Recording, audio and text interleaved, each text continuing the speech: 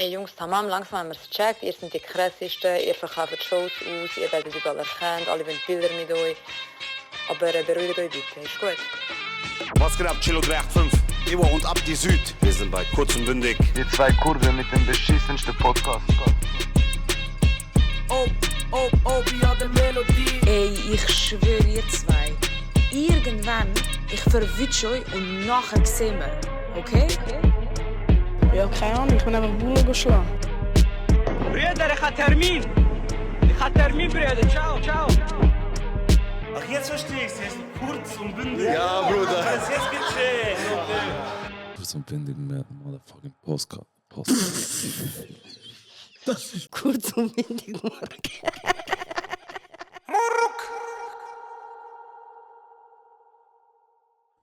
Was ist eigentlich mit Influencer, also Schweizer Influencer, die auf Hochdeutsch reden? Ich glaube, die wollen von Anfang an einfach statt nur 8 Millionen Land oder 9 Millionen Land, wenn es einfach, glaube ich, pauschal machst, einfach so 100 Millionen abholen, weißt du, nach Region etwas. Aber ich meine eben die... Oder hast du gerade jemanden, wo... Ja, es gibt so zwei. Aber ich meine mehr die extra immer schlechter Hochdeutsch reden. Aha, so als Content? Ja. Schon Also gut. weißt du nicht, was Ja. ich meine? Doch. Ich habe ja so ein Video gesehen von der Emma. Ja. Shoutout. Wem sie? Ja, Mann. Queen. Und ich weiß nicht, es hat schon etwas. Also macht man Also es kommt voll darauf an, was geredet wird. Hm. Weißt du, wie ich meine? Also macht man das extra? Damit es logisch, Interaktion gibt? Ich frage Aha, so, wieso du ehrlich. das machst? Aha. Also weißt du, ich meine... Ich glaube, es gehört zu der Story irgendwie. Weiß nicht. Keine Ahnung. Ich habe nur ein Video gesehen, deswegen schwierig zum beurteilen. Aber ich kann sagen, so jetzt geschichtlich bei dem, es macht schon ein bisschen, es ist schon lustig. Es geht schon auf. Aber ich weiß halt nicht, wieso. Ich weiß schon, was du meinst. Du siehst immer wieder ein bisschen mehr, nicht? So ein bisschen, die Leute machen so Videos und so. Also sie reden ja dann so Hochdeutsch, aber Ja. so... Manchmal habe ich Ja, genau. nicht Und gewusst, wir was ich wissen mache. alle, du Ja. kannst Hochdeutsch. Ja. Weißt du, was ich meine? Warum redest du so? Das ist eben, glaube ich, der Dings dran. Das ist ja das Witzige, das Lustige dran. Okay. Nicht?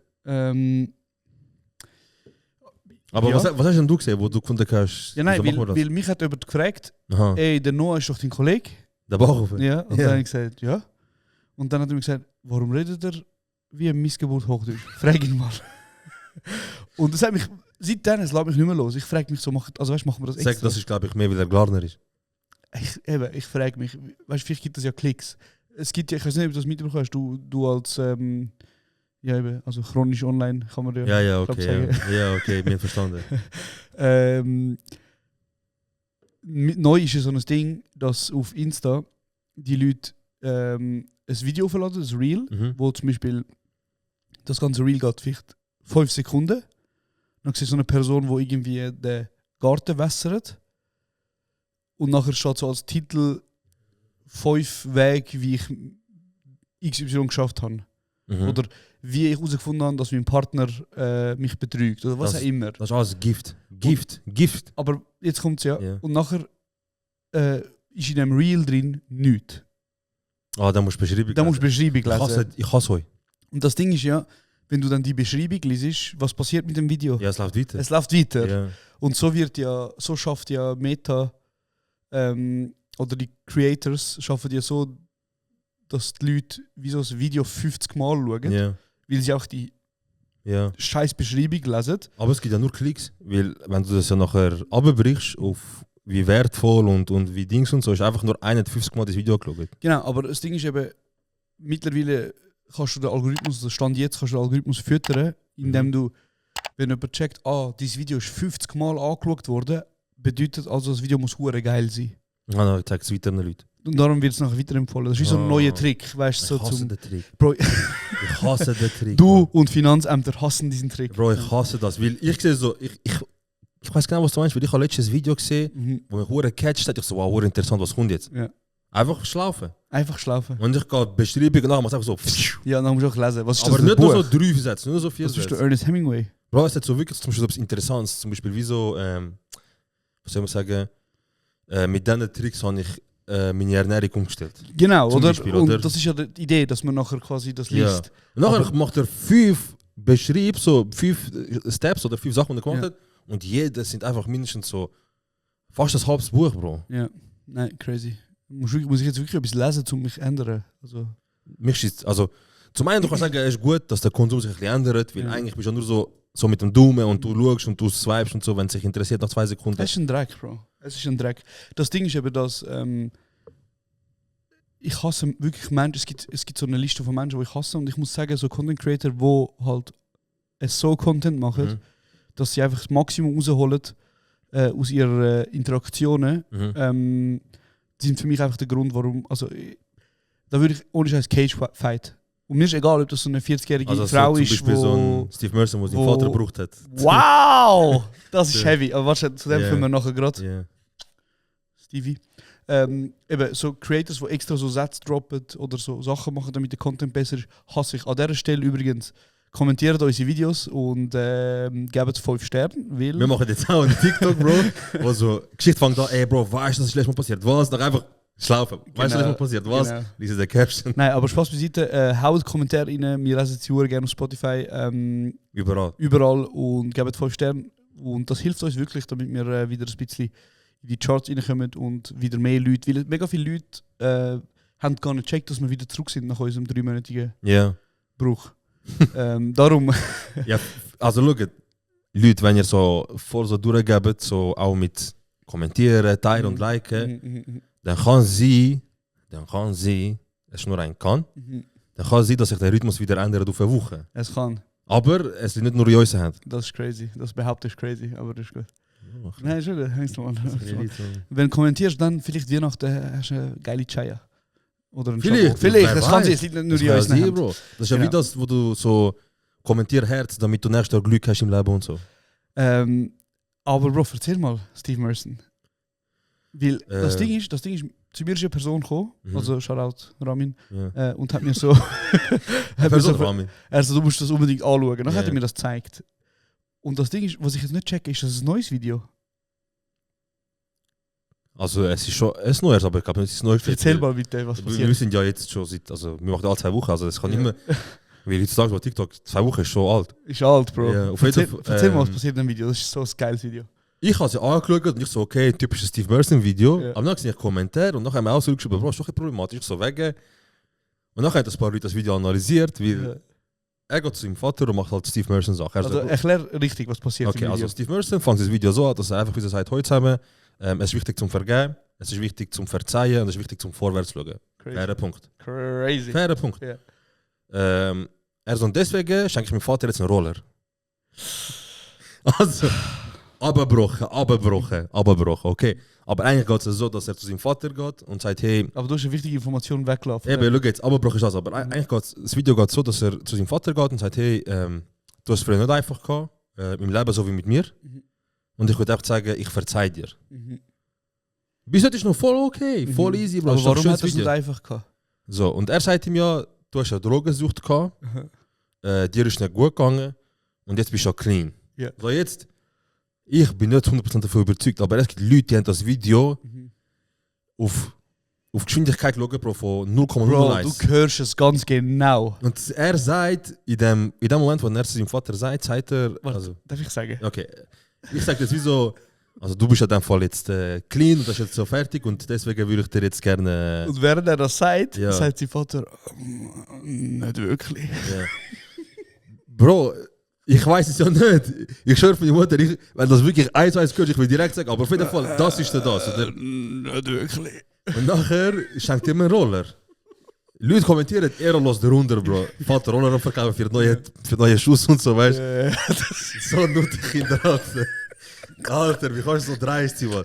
Lass ihn doch den scheiß Roller fahren. Auf jeden Fall ist das Video umgegangen und dann die Leute so, okay, aber habt ihr das gesehen? Und jetzt, das habe ich gesehen, Bro, und ich finde es einfach schade, dass Leute eine schöne Message verpacken für Content. Checkst du? Ja, absolut. So, das gibt mir so ein bisschen Brunnenbauer-Vibes. Ja, 100%. Shut up. Das gibt so, hey, spende mir 20.000 und ich gehe irgendwo in Afrika einen Brunnen bauen und ich bin geil als ich.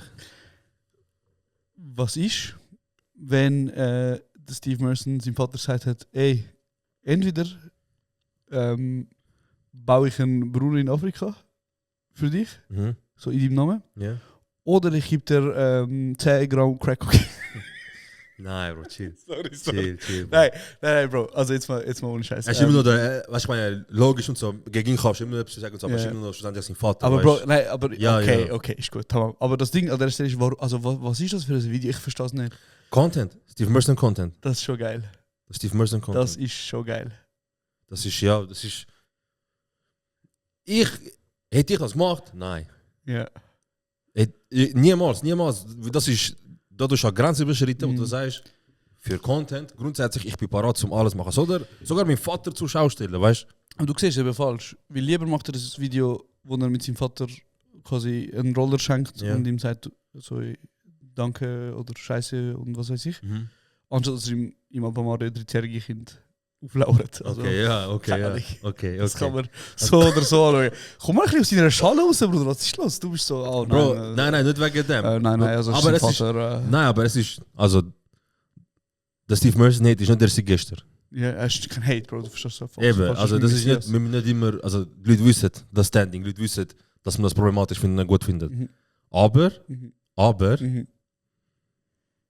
du weißt, wie meine Haltung ist gegenüber ihm. Aber, Aber, du weißt auch, wie meine Haltung ist gegenüber Leuten, die Cash machen.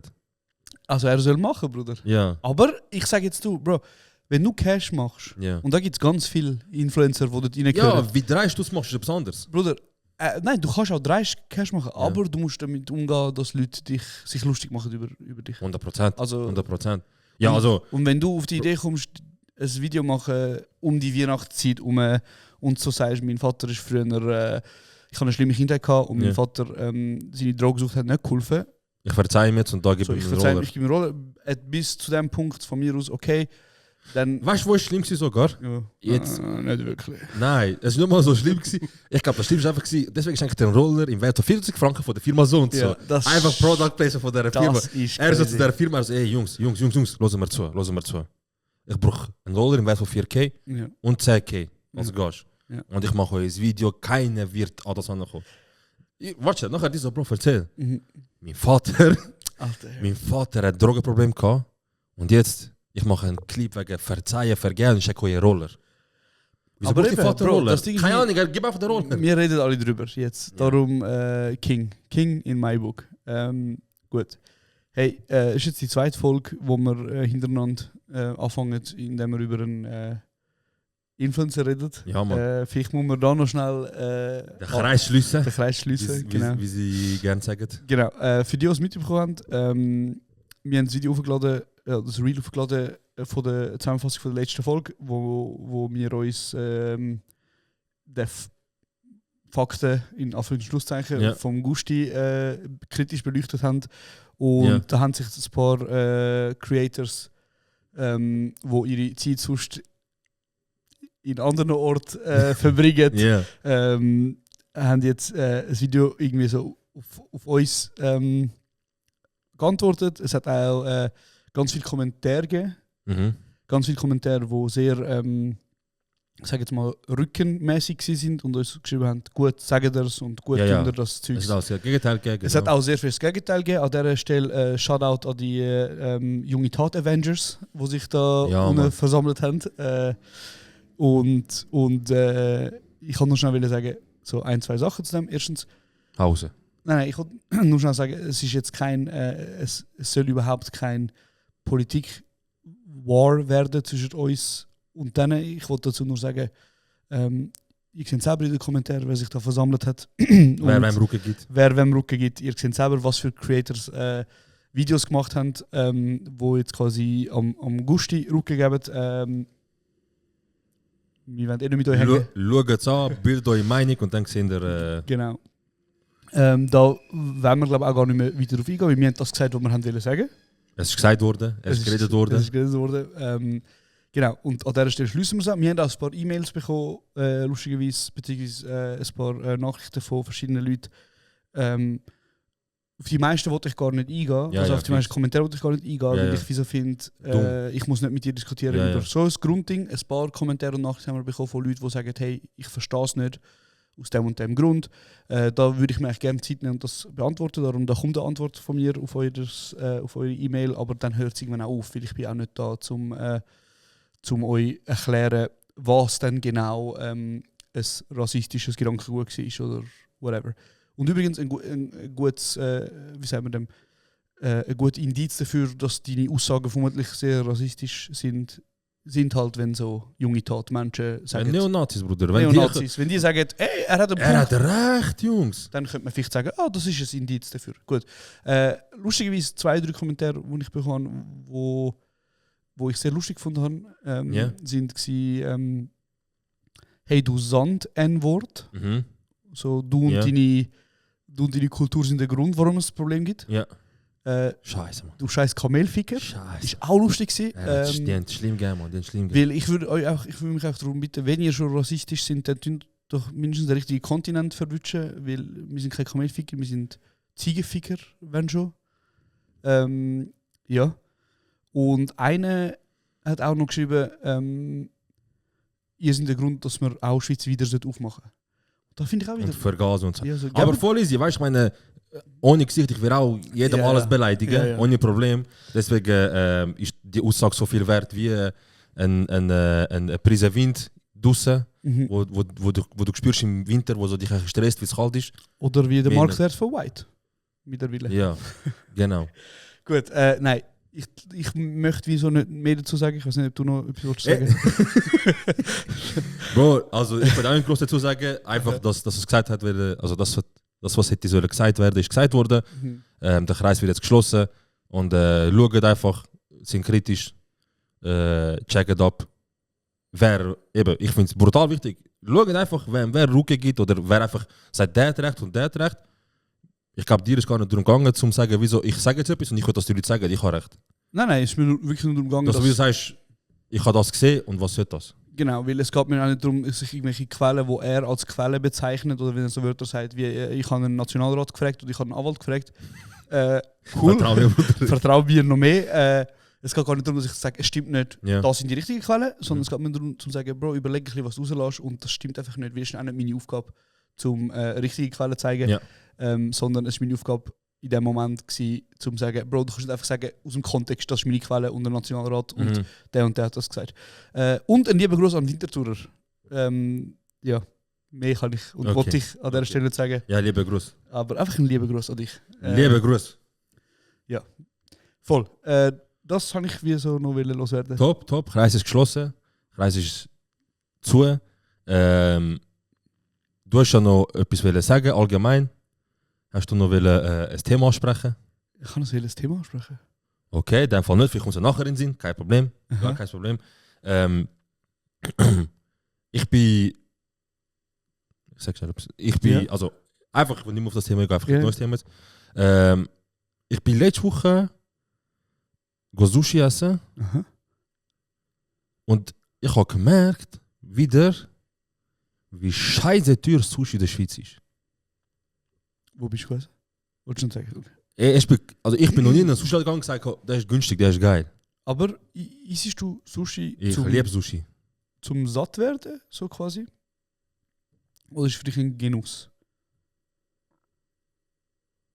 Ja, Bro, also, ich meine... warte. Mhm. Isst du tendenziell etwas, Sag's weil nur. dein Magen nichts sagt? Ich verstehe die Frage nicht. Also isst du etwas, ohne dass du Hunger hast? Ja, Pussy. Okay. Isst du... Das ist crazy. Mach mal, drück mal das mal. Okay. Nein, sorry. Ich habe noch nie auf irgendetwas Lust gehabt, wenn nicht mein Magen mir den Dings geht, weißt du, so, boah, jetzt Schoki wäre geil, boah, jetzt, ich habe Hunger. Checkst du, was ich meine? Also hast du schon mal etwas gegessen, wie du hast gefragt, du hast gesagt, Sushi gegessen, als Genuss, Bro, ich esse Sushi, das ist wie so eine Mahlzeit für mich, Mittagsnacht. Ja, schon klar, ist eine Mahlzeit, aber Ja. es gibt ja, sag jetzt mal, es gibt Mahlzeiten, die isst man einfach, damit man etwas gegessen hat. So, weil das So ist ein ein Budget-Sandwich. Grundbedürfnis. Nein, Bro, es kann auch einfach Reis sein. Aha, Zum Beispiel, okay, oder ja, ich selber habe kochte Flashbacks gehabt, die Sachen oder so. Lehrzeit und so, ja. Oder isst du etwas, weil es quasi ein Event oder Weißt du, was ich Sushi ist meine? mittlerweile so, Bro. Sushi, einmal im Jahr kann ich essen, Bro. Ich durch die Säule zahle, ich zahle AV und ich zahle das Konto für Sushi, Bro. Das ist geil. Aber du musst auch sagen, du isst auch Sushi. Das ist jetzt Sushi, ja? Nein, ich meine jetzt nicht, ich kann wieder allgemein das sagen, aber ich würde jetzt sagen, wenn wir Sushi essen gehen, ist jetzt der Appetit vielleicht ein bisschen grösser.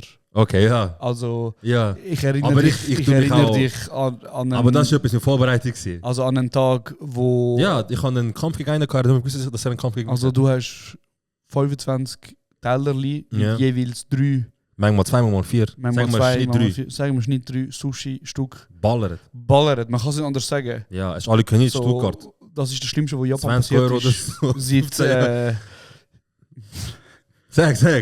Sag. nein, alles gut. Aber du weißt ja. Okay. Ja, wir sind, weil Sushi so teuer ist in der Schweiz, sind wir sogar alle können auf Deutschland gegangen. Ja, Bruder, aber das Das ist Ding nicht geil. Also, Bro, ich habe es immer als 10 von 10 Erinnerung. Also, ich würde sagen, Magen vor 10 Jahren. Ja, okay. So 10 von 10, okay. Ja. Aber ich würde sagen, heutzutage, ich glaube, mein Essverhalten hat sich ein bisschen verändert. Also ja gut, wenn man jetzt Videos anschaut von dann und heute, würde man jetzt nicht sagen, es hat sich absolut verändert, das Essverhalten. Aber ich würde sagen, wenn ich jetzt Sushi essen gehe, dann würde ich glaube eher in einen Laden gehen, wo ich jetzt nicht weiss, komme ich da jetzt Sushi über oder Lebensmittelvergiftung. Also, ein Laden würdest du gehen? Nein, ich würde jetzt verstehe. eher in einen Laden gehen, wo ich jetzt weiss, okay, ich zahle jetzt da verhältnismäßig vielleicht eher viel, aber Sushi ist halt auch meiner Meinung nach nicht das Essen wie jetzt eine herzhafte Mahlzeit. Also wenn ich einen Döner esse, Bro, zum Beispiel, oder ich gehe irgendwo irgendetwas essen und ich zahle 20 Stutz, dann habe ich ja von der Menge her vielleicht mehr gegessen, als in einem Resti, wo jetzt zu ihrem edlen Type gehört. Ja. Aber es ist eine andere Experience. Ja.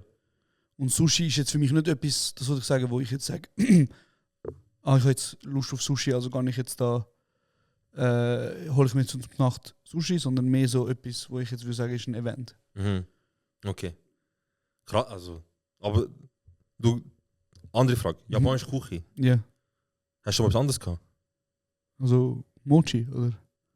Okay, ja, Sushi, Mochi, was hast du noch gehabt? Also kennst du andere Gerichte, meine ich? Ja, also ich kann dir jetzt nicht sagen, Klar, mir hat es wieder brutal gefallen. Ich habe es gewusst, du wirst voll also durchgehen. Ramen, Okay, tamam. oder ist Das das... ist wie wenn jemand, der kurdisch oder türkisch fragt, hast du schon mal Küche gehabt? Und er sagt, ja, ich habe Döner gehabt. Ja, was ist denn japanische Küche, Bruder? Bro, ja, nicht, die Namen sind schwierig, aber, aber zum Beispiel, sie haben auch ein Dings, Shabu Shabu heißt es, glaube ich. Das ist so wie Shabu Shabu. Das ist so wie Fondue Chinois quasi, aber halt auf Japanisch ist das viel geiler. Von den Japanese? Ja, genau. Crazy. Dann gibt es zum Beispiel, Bro, die haben so einen kranken Schnitzel mit so einer kranken Soße, Bro. Gestört. Gib dir einfach mal. Geh zum Beispiel als C-Pro Oki, da in Zürich. Geh mal dorthin. Ja, ich bin auch schon viel im Wir sind ja Oki-Pavillon zusammen gewesen. gewesen, ja. Aber ich meine, also ich finde auch geiles Essen, aber für mich ist das, also... Aber teuer. Nein, Wieso also machen ich das finde so jetzt, teuer, Jungs? also nein, ich finde jetzt zum Beispiel, wenn du im Oki gehst essen und Ja. dort zahlst für eine normale Mahlzeit vielleicht 30 Stutz. Ja, okay, ja. Also weißt du, so Ja, ist ja. für mich ein Unterschied. Und weil ich bin nachher auch satt. Ja, stimmt. So im Vergleich zu irgendwo Sushi 3 Shabari, so wie das heißt, kann ich und nachher. Ja. Ich bin mal, ich weiß nicht, ob ich das schon mal erzählt habe, ich bin mal mit meiner Ex, bin ich so, ich weiß nicht, irgendwo Ausgang Zürich. Gerade so hohe... Oxa. Nein, kauf irgendetwas, so Shit. bei einer Bar. Bist du mal im Oxa gewesen? Nein, Mann, ich bin stolz drauf, ganz ehrlich. Ich bin Krass. ganz stolz drauf. Ja. Ich bin herzstolz drauf. Wie geht's eigentlich? Wie heißt der Türk? Türk? Wer? Der DJ. Wo im Oxa immer so viel war. Oxenbilla. Wie hat der geheißen? Sir Colin? Ist er? Ist er Türk? Der ist auch Türk. Der ist auch Türk, ja. Nein, der Was Junge. macht der Sir Colin, der Mann? Junge. Was macht eigentlich Sir Colin jetzt? Scheiße, Ja, Mann. was hat so? Also Was ich macht weiss- Sir Colin, Mann? Was also- macht Mr. Danos? Mr. Danos hat es Was gegeben. macht Mr. Pink? Mr. Pink hat es gegeben. Der ist schon in Habs gewesen, wegen Versicherungsbetrug. Der Mr. Pink hat es genommen. Der Mr. Wie hat der geheißen, Mann? S-Code, irgendetwas. Der ist ein Habs gewesen wegen Betrug. Versicherungsbetrug. Krass. 50% von den DJs von damals sind im Herbst wegen Versicherungsbetrug und die anderen 50% müssen wir versuchen. Es hat so einen Jungen gegeben, Bro. Der hat eben das Bild immer gemacht, wo er so Kopfhörer hebt. Ja, DJ Aqua. Ah, DJ Aqua hat er geheißen. Ja. Shippy oder Türk? Türk, Bro. Türk wir sind.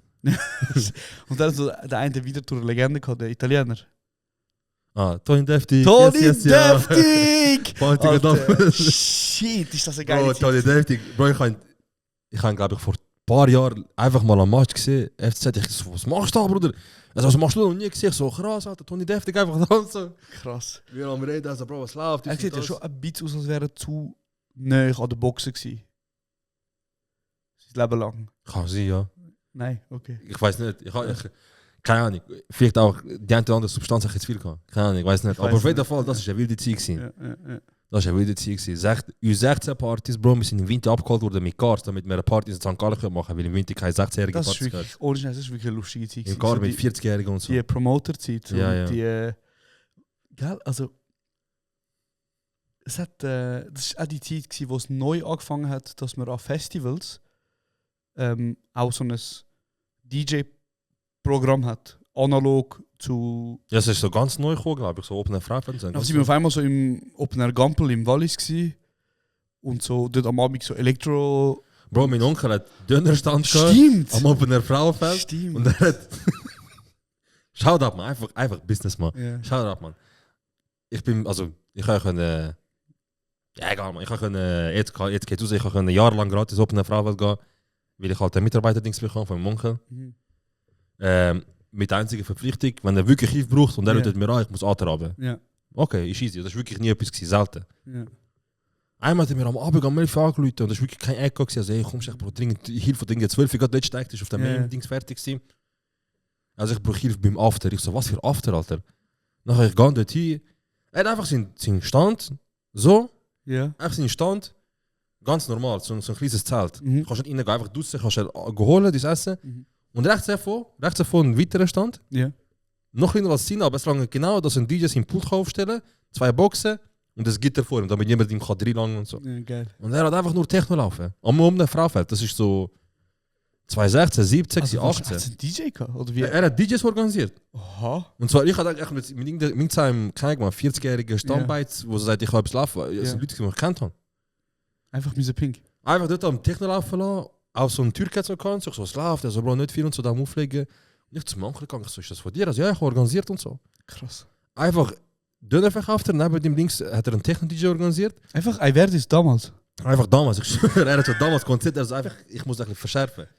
Krass. Und nachher ist irgendwann mal so, ein paar Stunden später, so eine, die neben der auszählt hat, hat sie mir geschickt, ihr seid am Sound, es ist morgen um 2 und so, die kommt doch eben nicht so, ist dies und das. Und dann habe ich Onkel gesagt, mach da was Sound. Yes. Wer haltet ihr davon ab, mach da Sound. Und das ist krass, das ist wirklich so DJ, Techno, so gelaufen und so weiter. Und die Leute sind dort, Bro, musst du dir vorstellen, einer bestellt Döner und bis er gemacht hat, er geht so. Er so. Am Abgehen. Er ist am Abgehen und mein Cousin hat dort auch geschafft, er so, Bro, look, manchmal sind so drauf. Ja. Die checken immer, wie viel Geld ist er gehabt. Die geben das Geld, du willst Rückgeld geben, die sagen, das ist auch gut. Einer gibt mir einen Honig, Bro, für einen Döner. Ja, Fresse. Ich habe 10 Stutz genau gerade. Ja. Ich wollte ihm 90 rausgeben. Ja. Der Typ macht ihm Döner parat. Er ist schon dort. Ich so, hä, wo ist er? Nachher ich so, hey. Er so, ciao, hi, tschüss. Ich so, hä, ich hatte easy, er geht. Nächstes Morgen er kommt voll kaputt, verkatert, zerstört. Er so, hey, ich habe mich nicht so gut genau da nicht, aber ich bin gestern da einen Döner geholt und habe da mit dem 100er gezahlt. Und du? Nachher, ich schaue so über mein Cousin so, wie so Part, weißt du? Ich sage, Bro, ich kann nicht. Wer gut? Ja. Ah, ja, okay. Ja. Sorry, dumme Frage. Ja, nachher er so, Part. Nachher ich so, ja, ich muss überlegen. Er so, ja, wäre schon gut und so, weißt du, ich habe nicht so viel Cash mitgenommen. Ich so, Bro, da, ich glaube, es stimmt schon und so, da, nicht gestutzt, weißt du. Ach, krass. Nachher sind zurückgegeben. Nachher mein Cousin so, also, du, Messiach, man, schon logisch, wirst du kein Geld machen und so, du nimmst immer die Leute aus. Krass. Aber es war lustig, wie oft bist du mal bei einer Frau gewesen, Mann? Also ich würde sagen, ich bin vielleicht in meinem Leben 6 Mal gewesen. 2 Mal auf einer Fraufeld, 4 Mal auf einer Gampel. Nein, 6 Mal auf einer, also ich habe gesagt, weil ich Fraufeld okay. bin. Ich bin glaube 6 Mal auf einer Fraufeld gewesen. Und das Problem an mir ist ja, wie viele Hörerinnen und Menschen da draußen wissen, ich bin eine kleine Bitch. Bei gewissen Sachen. Mhm. Und ich habe vor 3-4 Jahren das erste Mal den Artist Backstage geschmückt. Übrigens, man sieht auch den Haftbefehl-Doku im Hintergrund. Ja. Für die denken, Geschichten aus dem Parlanergarten. Genau! Für die denken, er lügt und alles für Content, gehen den Haftbefehl-Doku schauen. Ja. Und ich weiß nicht mehr genau wo. Irgendwo sind so Backstage-Szenen am zeigen. Ja, Und du siehst genau vom Open Air und er hat blonde Haare und so. Ja. Irgendwo ihr gesehen, genau, einfach so er dort, so voll verwirrt am Rumschauen, weißt du? Ja, ich bin eben dem gewesen. Ja. Da bin ich eben, das habe ich Jetzt checken wir auch, wieso die Leute dich schräg angeschaut haben und ich gefragt was machst du da, weil sie machen Haftbefehl-Doku. Ja, voll. Aber ich habe ja dort auch Bilder hochgeladen, wo ich geschossen habe vom Hafti. Ja. Und also ihnen geschickt und er hat sie ja gepostet, weißt du das noch? Und er hat sie, glaube ich, gelöscht. Und er hat es nach einer Stunde wieder gelöscht, Bro. Wieso eigentlich? Weil ich habe jetzt das eben herausgefunden, ich habe mit dem Regisseur von der Doc geredet und er hat mir gesagt, Snipes hat nicht wollen, dass das Bild so prominent gezeigt wird, weil sie haben das als Titelbild wollen von der Doc. Du siehst ja bei der Doc seinen Rücken und so Snipes-Logo auf der orange Jacke. Okay. Und mein Bild ist hure ähnlich wie das. Halt von einem schlechteren Winkel und ein bisschen rechts und nicht so, wie es analog gefüttert ist. Und darum haben sie gesagt, Snipes hat wieder, dass wir es rausnehmen, das haben wir es wieder rausgenommen. Also eigentlich Snipes und Netflix hat die Idee von den Bildern. Bro, ist mir scheißegal. Also weißt du, das ist mir nicht so wichtig, aber es geht mir mehr darum, ist lustig gewesen, weil ich habe ja dort noch eine Ansage gemacht und so. Das kann man ja noch alles hören in dieser Folge vor 2 Jahren. Ja. Aber es ist lustig. Also ich verstehe schon, wenn einfach du droppst, ich bin Haftbefehl Backstage gewesen, Leute, das schnurrt nicht. Und ja. Aber auf jeden Fall, vor 3 Jahren also hat es angefangen, dass ich mich irgendwie reingeschlichen habe in Artist Backstage. Mhm. Und irgendwie hat es immer geklappt, die letzten 3 Jahre. Mhm. Dass ich wie so irgendwie ein Bändeli organisieren und irgendwie habe ich dort können sein. Und ich muss ehrlich gesagt sagen, es ist jetzt auch, ich bin jetzt auch nicht so stolz auf die Art und Weise, wie ich das Bändeli bekommen habe. Hast du gut gegeben, oder was? Also. Ja, aber sorry, was reden wir? Nicht stolz. Nein, aber schon so alle Kanonen ausgefahren und all die Leute, ey Bro, was läuft? Ey, weißt du, wie ich vor 7 Jahren dir den Kurzstrecke-Billett habe? Ein bisschen so. Weißt du noch das? Regeln mal.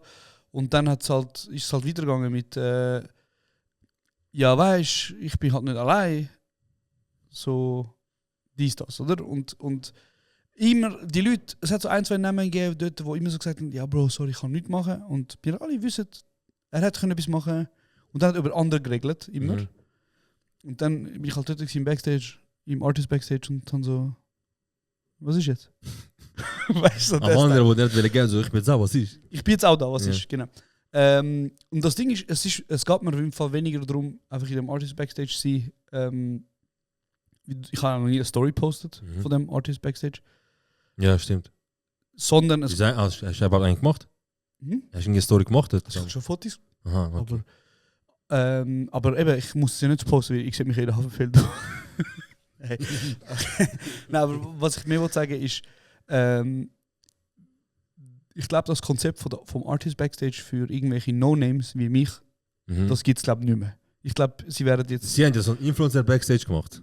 Aber das ist ein Drecks im aber Vergleich. Das ist so einfach irgendwelche Deutschen mit Millionen Follower, mit irgendwelchen Cross, wo dort sind und... Aber es war schon lustig, weil der Vorteil ist, also einfach das Lustige ist halt gewesen, alle die zum eigentlichen Backstage laufen, müssen an dem wie so vorbeilaufen. Ja, genau. Dann siehst du einfach so den Jesus und die ganze Zeit die Bande und jeder andere siehst dort und so. Ist immer lustig im Influencer Backstage, wo halt all die mit ihren 100'000 Follower sind, so auf vorbeilaufen und nachher sagen so, hey, was läuft? Sag ich, hey, alles klar, willst du auch? Aha, du kannst nicht in Art. Aha. Hey, easy, ja, genieß es. Ja, abgekommen nochmal. Ein richtiger Pitcher bin ich da durch. Ein richtiger Pitcher bin ich da durch. Scheiße. Auf jeden Fall. Das Ding ist, warum das geil ist dort hinten, ist, Bro, es ist kühl. Es hat gratis Drinks. Es hat gratis Essen. Jetzt habe ich nicht gesehen, aber ja, hat Schins gehabt, ich kann hören sagen. Es hat gratis Ziggis. Okay, krass. Und alles in allem, es ist jetzt nicht ein Open Frauenfeld, Experience, wie man sie hat. Bro, ganz ehrlich, für Leute, die sich krass fühlen, ist genau das lange. Es ist perfekt. Das lange für Es sie. ist perfekt. Für Bruder. Leute, die sich speziell fühlen, das lange. Du hängst dort, du siehst ein bisschen die Leute, die in der Szene sind, du kannst ein bisschen networken, du So. kannst hängen, du kannst Ja, dich ja. gratis besuchen, Bruder. Hey, bist du auf einer Frage gewesen? Ja, ich bin Backstage gewesen. Oh mein Gott, hast du einfach mit dem Kendrick und so gehängt? Nein, ich bin einer. Ja. Hä, wo? Ja, ich bin vor ihnen gewesen. Ja. Aber ich habe sie gesehen. Ah, okay, mit dem hast du gehängt. Ja. Ja. Kennst du den Wintertourer zum Beispiel? Der, genau. Mit dem bin ich Backstage. Mit dem bin ich Backstage. Geil. Nein, aber ja, ich muss auch sagen, dadurch komplett schamlos. So, ich habe das die letzten 3 Jahre gekostet und Mhm. Bro, Beste. So, das Problem ist eben einfach auch, ich habe die Krankheit, dass ich dann mir zu fein bin, zum nachher führen gehen zu der. Nein, Zu was? ja, zum. Du weißt. Zu wem, Bro? Check's nicht. Zu euch, Mann, zu euch normalen. Aber so ein Weg vom Backstage, zum mit normal hängen. Ja, so führen. So. Scheiße, wo er abgekommen, die hast nicht Grund, Mann. Shit, Mann. Nein, Spaß. Aber ja, das ist schon geil gewesen. Weil lustigerweise, so ich das erste Mal da war, habe ich die Regeln halt nicht gekannt. Und die erste Mal. Regeln, chillt im Backstage oder was? Ja, nein, es gibt so. Was ist jetzt da genau? Sind die Drinks gratis? Weißt du, was ich meine? Weil Ah. die ersten paar Mal. Weißt du, wir haben sogar noch so die Leute so, Alter, ein Super wäre geil und so, haben wir dort so ein bisschen Drinks dort rausgeschmuggelt. und Ja, so ja, für die Jungs genau, und so. genau. Also, So abgehoben. rein theoretisch. Ja.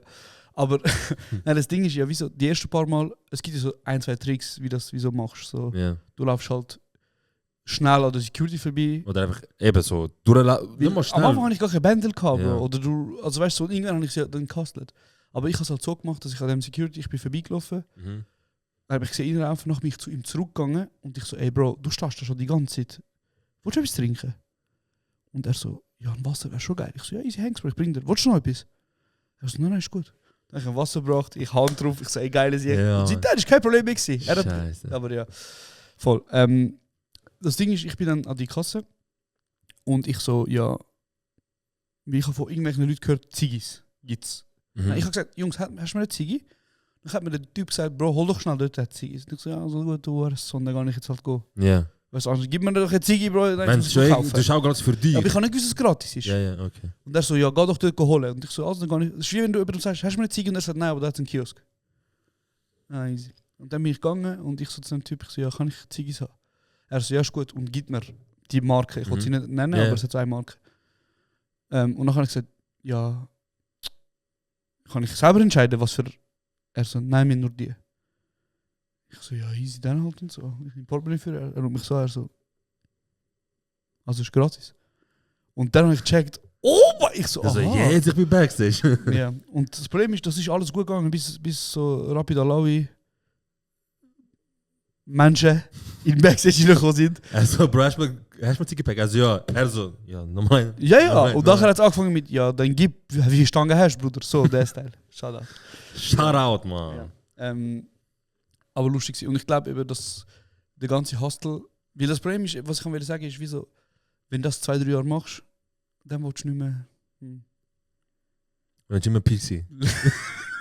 Also, ja, langsam ist genug, man. Ich schäme mich jetzt Ich langsam. wollte schon weiter in Ja. Pizza. Aber das Aber Problem du ist, schämst dich. das Problem ist, Schämst dich nicht? nein. Ja, Bruder, es ist rausholen, Bro. Pro Drink, du zahlst dort was? In normalen Ja, 20 Schuss. 20 Schuss, Bro. Bro, wahrscheinlich mittlerweile 25, 4 Franken nach Depot oder so. Bro, also weißt du, was ich meine? Ja. So, at this point, Bro, ich meine, schon gut, Bro. Leute haben für weniger, Bro, Leute gehen für 30 Stutz auf Stunde sich in den Arsch ficken lassen, vom, also weißt du, so, Mhm. von einem grossen Konzern. Mhm. Ja, Bro, ich trinke 3 Drinks in dieser Stunde, was ist? Was ist? Und dafür Was muss ist? ich ein bisschen Pizza, ist kein Problem, Bro. Scheiße, Mann. Ich habe einmal versucht, so ein bisschen ausholdermäßig etwas zu machen, aber ich habe es angefangen und dann bin ich einfach voll drin gewesen und ich habe nicht mehr gewusst, was ich wählen und habe einfach normal geredet mit ihm. So, ich weiß immer, was ich will ausholen. Ich sag mal was. Also ich wo? einfach- Also, es ist nur so, dort, wo ich eben mit der Ex im Ausgang war, weißt du, da bin ich gekauft und so, zum zurück zu kommen.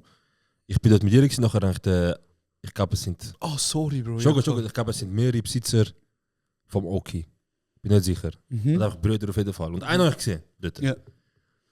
Ich so, hey, was läuft? Also, ich bin da und dies und das. Und mein Ex sagt so, ja, weißt du, ihm gehört Oki mit dem nichts. Ich so, oh mein Gott. Ja, du. Ich so, Bruder, wie kennst du mich? Er so, weg, ich so, jeden Dienstag ich bin bei euch. So ein Lügner. Er so, nicht, ich so, jeden Dienstag ich bin bei euch. Er so, Bro, nimm mir Nummer, Leute mir erstmal an, so, weißt du, ich schäme mich jetzt und so, weil jeden Dienstag bist du da und so. Ich hatte gerne mal ein. Ich so, gib mir die Nummer, Bro. Er so, nächstes Dienstag Leute ich an. Ich so, ja. Ich Leute da. Er so, Leute ich an, wenn nicht, du bist ein Hund. Ich so, ich bin Hund, wenn ich da, Leute. Ja. Und? Ja, seit 3 Jahren kann ich da. Du bist ein Hund in 3 Jahren.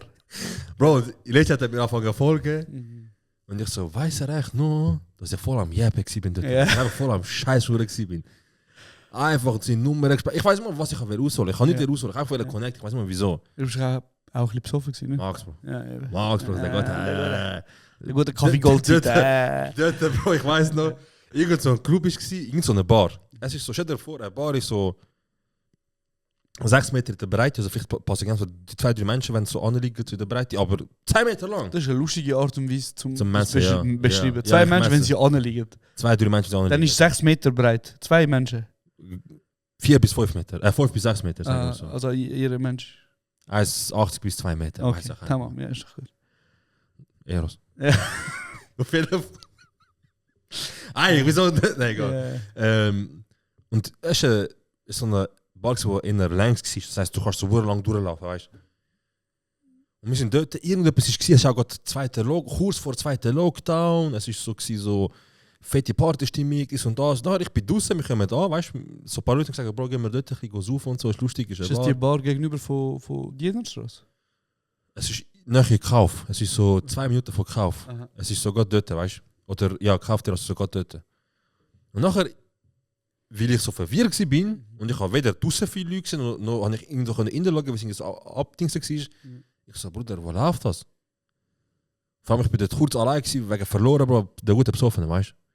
Gute Zeit war eigentlich. Ja, und nachher, ich sehe von irgendwo, von der Unterführung drinnen, kommen die Leute aus. Ich so, macht Sinn, drinnen Party, weißt du, Unterführung. Ich gehe. Also, redest du von einer illegalen Party? Ist nachher rausgekommen, ist legal. Ist ganz legal, ist nicht so illegal, ist legal, Bareröffnung und so weiter, weißt du? Aber ich glaube, wenn es zu dieser Zeit Aber wenn du nimmst von mit Unterführung redest, meinst du so, wo man... Garage-Einfahrt, von der Autogarage-Einfahrt. Sagen wir, oben ist so, ich bin so da oben vor irgendwelchen Türen am Stehen und ich weiß nicht, welche Tür, ich drücke rechts irgend so Garage-Einfahrt. Aha, ja, tamam. Aber nicht so, weißt du, so übertrieben so mit dem Motor, sondern einfach, es sieht wie eine Garage-Einfahrt aus, Ja, wie ich es check's, aber ja. runtergehst, ist so normal wie so Lager und so. Dann gehe ich runter und dann sehe ich dort, dass schon ein paar Leute so Becher und so, ich sage, Jungs, ist da die Party? Nein, die ist da oben. Ich bin gerade von da oben gekommen. Nein, die ist da oben hat so Türen, musst du die aufmachen. Ich so, okay. Ich laufe auf, Bro, genau wieder vor der Unterführung. Einer so, was läuft? Ich nicht viel probieren, nicht viel. Hier einfach Black Friday, man. Ich so, was für Black Friday, Bro? Ich so, was schnurst du? Er so, Bro, heute ist Black Friday. Ich so, Bruder, erstens, mich interessiert das so Sachen nicht. So gar nicht, weil wenn Black Friday ist, ich würde eh nicht kaufen. So, ich per se, ich würde nicht kaufen, weil ich weiß, es ist alles verarschen. Und zweitens, Black Friday ist doch erst im November, man. Vorher schnurst du. Also, Bruder, 2 für 1, man, checkst nicht. Oh. Ich so, Bro, der Jet immer geht. Ich so, Bro. Ja, wie hat er ausgesehen? Egal. Ja. Ich so, Bruder, ich weiß nicht, also, Bro, look, ganz einfach. 2 MD-Pillen für eine. Der Spaß für 2 Pillen für einen Preis. Ich so, nein, ich nehme so Sachen nicht und so, weißt du. Er so, okay, aber erzähl den Leuten, gell? Ich bin da, Bro, heute ist Black Friday. Ich so, okay, tamam, ich kann go erzählen, Bro. Also, ich habe nur erzählt, was ich erlebt habe. So in den 3-4, weil es sind auch Leute von der alten Wege dabei gewesen. Weißt du, wir sind so zusammengegangen dort, Ja. in den Ausgang. Und nachher habe ich so in der Runde erzählt, ich so, was gerade passiert ist. Und dann weiß ich schon, wer... Dann habe ich so, Bro, was für ein Peach. Du bist es, gell? Ja. Ich komme gerade. Geil. Ja. Du hast ja auch so ein unglaubliches Unwissen über Drogen. Was würdest du sagen? Unwissen? Ja. Wieso? Also ich meine, für mich ist das höchste der Gefühle gewesen, dass jemand kifft. So alles drüber habe ich so gefunden, krass. Einfach Steven. Junkie! Und Junkie! Also, zum Beispiel, ich weiß noch, wir sind an einer Party gewesen, wo ja, da Leute einfach am Weihnachtsbaum so genau. So am angestrahlt. Streicheln.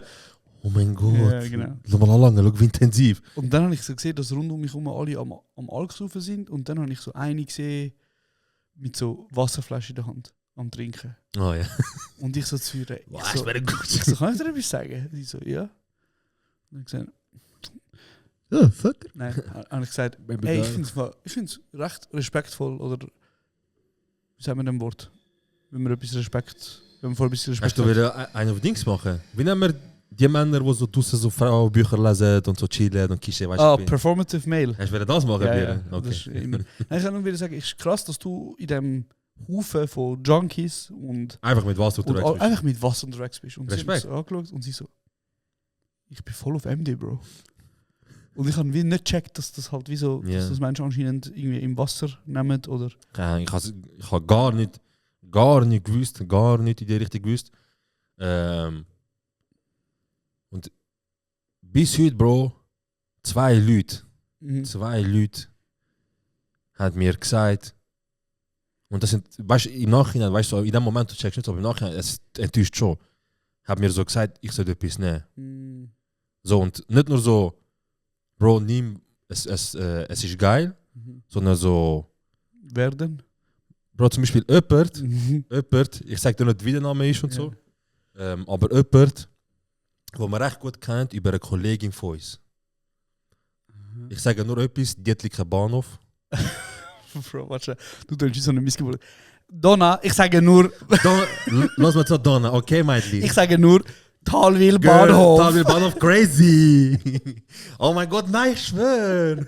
Oh mein Gott! Aber wie Ich würde dich kaputt finden. Okay. Also, ist das jetzt okay? Dietliker Bahnhof? Ja, Dietliker Bahnhof, Wohnung, Aha. Schneiden. Ja. Schneiden. Die Person ist auch Haare. Das check ich jetzt nicht mehr, aber ich weiß ja, Mach schnell. Dietliker Bahnhof. Ah, wenn Nein, du ich kann stumm nicht stumm machen. Egal. Sie ist Freund. Ist doch sie, auch sie ist scheißegal. Freund von einer guten Kollegin auch von dir, vor allem. Sie ist Freundin. Er ist Ex, jetzt mit, aber er ist Freund gewesen, von guten Kollegen von uns. Also ich weiß, wer dort gewohnt hat. Ach, egal. Sie haben sich Bro. noch getrennt. Ja, okay. Du weißt, von wem ich rede? Ich glaube schon. Es gibt, Ja, kann nur tamam. jemand geben, Bro. Ja, Wie es meinst ist du die das? Person, ich weiß, ja. Okay. So. Und die haben sich noch getrennt. Mhm. So, und Die, die es nicht checkt, dann es geht um Steve Murs. okay, ja. Wir haben einen Kollegen gehabt, der mit der zusammen war. Und nachher haben sie sich getrennt. Und der Typ ist eigentlich ein geiler sich. Ja. So, wir haben da zusammen gegamed und so. Ich weiß jetzt wer, ja. Genau. Und deswegen habe ich... Aber ich bin verwirrt, wie du sagst, Freundin von dem. Ah, sorry, ich Egal, habe Freund ja. gemeint, sorry. Und der haben wir uns ab und zu trotzdem getroffen, weißt du, weil erstens, er schneidet Haare gut, aber zweitens vor allem, er ist ein geiler Sieg. Wir haben gerne mit ihm Zeit verbracht. Mhm. Eines Tages, Bro, ich bin bei ihm, macht er so das Tüdli auf, geht mit der Nase rein Einfach so und ich so, Bro, hä? crazy. So, Bruder, was passiert? Also die sind einfach am Hängen gewesen. Ja, nachher so, Bro, was passiert? Also, nein, Bro, chill und so, weißt du. So, was chill, Mann? Was machst hä? So, Bruder, was machst du, Mann? Ey, shit. Nachher die Aussage so, Bro, weißt ich so, Bro, das ist doch hure, weißt du, so süchtig machend, gefährlich, kann dein Leben ficken, Bro, chill doch. Also, nein, Bro, weißt du, das ist nur, glaub mir, die Leute übertrieben und so, weil, wenn du schwach bist, okay, aber eigentlich, du nimmst, nachher ist okay, weißt du, musst du und so. Es macht voll nicht so Dings, alle übertrieben. Probier auch. Das ist crazy. So, nein, Bro, ich will nicht. Aber die sind einfach am Hängen gewesen. Ja. Also nicht einmal irgendwie am Party machen. Nein, wir sind beim. Probier auch. Ich so, Bro, nein, ich so, schon gut, merci. Er so, Bro, nicht so schlimm, glaub mir und so. Weißt du, es ist nicht so, wie die Leute am Trippen sind. Ich so, nein, schon gut. Aber sorry, mir redet schon von Cocky. Ja. Und was für ein Mensch nimmt. Also was haben die gemacht? Bro, wie immer, am Chillen, am Gamen. Ich bin entspannt bei ihm. So, wir sind am Reden gewesen, so, über Leben. Wahrscheinlich hat er auch meine Haare geschnitten, nachher haben wir Zeit zusammen verbracht. Wir haben zusammen noch gamed oder etwas geschaut, weißt du. Und dann hat er eine Nase genommen. Einfach, ja, random. Und Das ist nachher, geil. und nachher, eben, und das ist ja, weißt du, wenn du es selber machst, ist ja dir überlassen, weißt du. Ich kann nur als Kollege dir sagen, dass ich mir Sorgen mache, dass ich es nicht gut finde. Aber wenn ich sehe, dass es irgendwie nicht so ein ungesundes Ausmaß hat, dann würde ich denken, Bro, du gehst voll drunter. Weil ich habe gar nicht gewusst, dass er so etwas macht. Nachher, eben, er so, Bro, nimm. So, nein, nachher so, das ist nicht so krass und nicht so süchtig machen, wie alle sagen. Ich so, nein, ich will nicht. Aber kann ich mal etwas fragen? Jetzt mal, Ja. jetzt rein Ding. Würdest du behaupten, das ist in dem Fall schlimmer Was schlimmer? als Gras?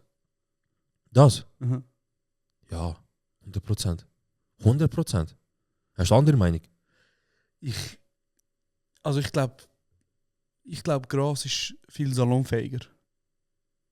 oder? So, und ich meine, dort würde es ja niemand stören, wenn jetzt jemandem Gras anbietet. Dann bist du ja so, nein, easy. Und dann ist ja nicht schlimm. Aber bei Cokes schon. Ja. Ja, ich meine, Cokes ist jetzt auch nicht Heroin, Bro. Zum Glück nicht. Oder was? Ja, nein. Aber ist auch schlimm. Aber es ist schon nochmal... Also Bro, wir haben jemanden aus unserem Umfeld, wo das hat ihn gebrochen, Bro. Du weißt ganz genau. Ja, Das hat ihn, ich habe letztens gesehen, das hat mich traurig gemacht. Aber der nimmt mehr als das, Bro. Aber Bruder, wir haben andere gehabt, wo wir müssen intervenieren aber, und so. Aber ich wollte wie sagen, also ich habe ja wirklich also nie... die Leute, wo ich habe eher mehr Leute kennengelernt, die das machen und mir denken, okay, ist nicht gut oder hör auf oder ist übertrieben oder es ist sorgenmachend. Als Leute, die so gelegentlich so, Bro, weißt du, wenn ich ausgehe, gehe einmal im Monat irgend so etwas. Also ich habe das Gefühl... Aber du würdest behaupten, zum Beispiel jemand, der regelmäßig kokst, ist viel schlimmer als jemand, der regelmäßig kifft. 100%. 100%. 100%. 100%. Ich finde das eben, das ist so. Weißt du, unsere Eltern sagen immer so, ja, weißt du, musst aufpassen, die Leute bieten dir an, deine eigenen Kollegen und sie können komisch sein, weißt du, und so, dies und das. Wir haben schon andere Kollegen gehabt, weißt du, die auch konsumiert haben, aber wo wie so absolut wenigstens vielleicht bewusst in Anführungszeichen, wie so gesagt, Bruder, ich würde niemals mit Kollegen damit einziehen. Das ist einfach mein Ding. Aber dort hat es mich, weißt du, in dem Moment ich so, nein, aber chill und so. Aber vor 20 Jahren haben wir auch gedacht, Saruch ist das Schlimmste auf der Welt. Es geht. Also Bro, wo wir 10 sind, hast du dich, wenn irgendwie gehört hast von der Familie, hast du rausgekommen, in dem Sinn so ein Gift. Hast du nicht gemeint, ja krass, Junkie? Bei uns ist nie das... Ich habe wirklich mit Drogen innerhalb von der Familie keine Berührungspunkte gehabt. Niemand.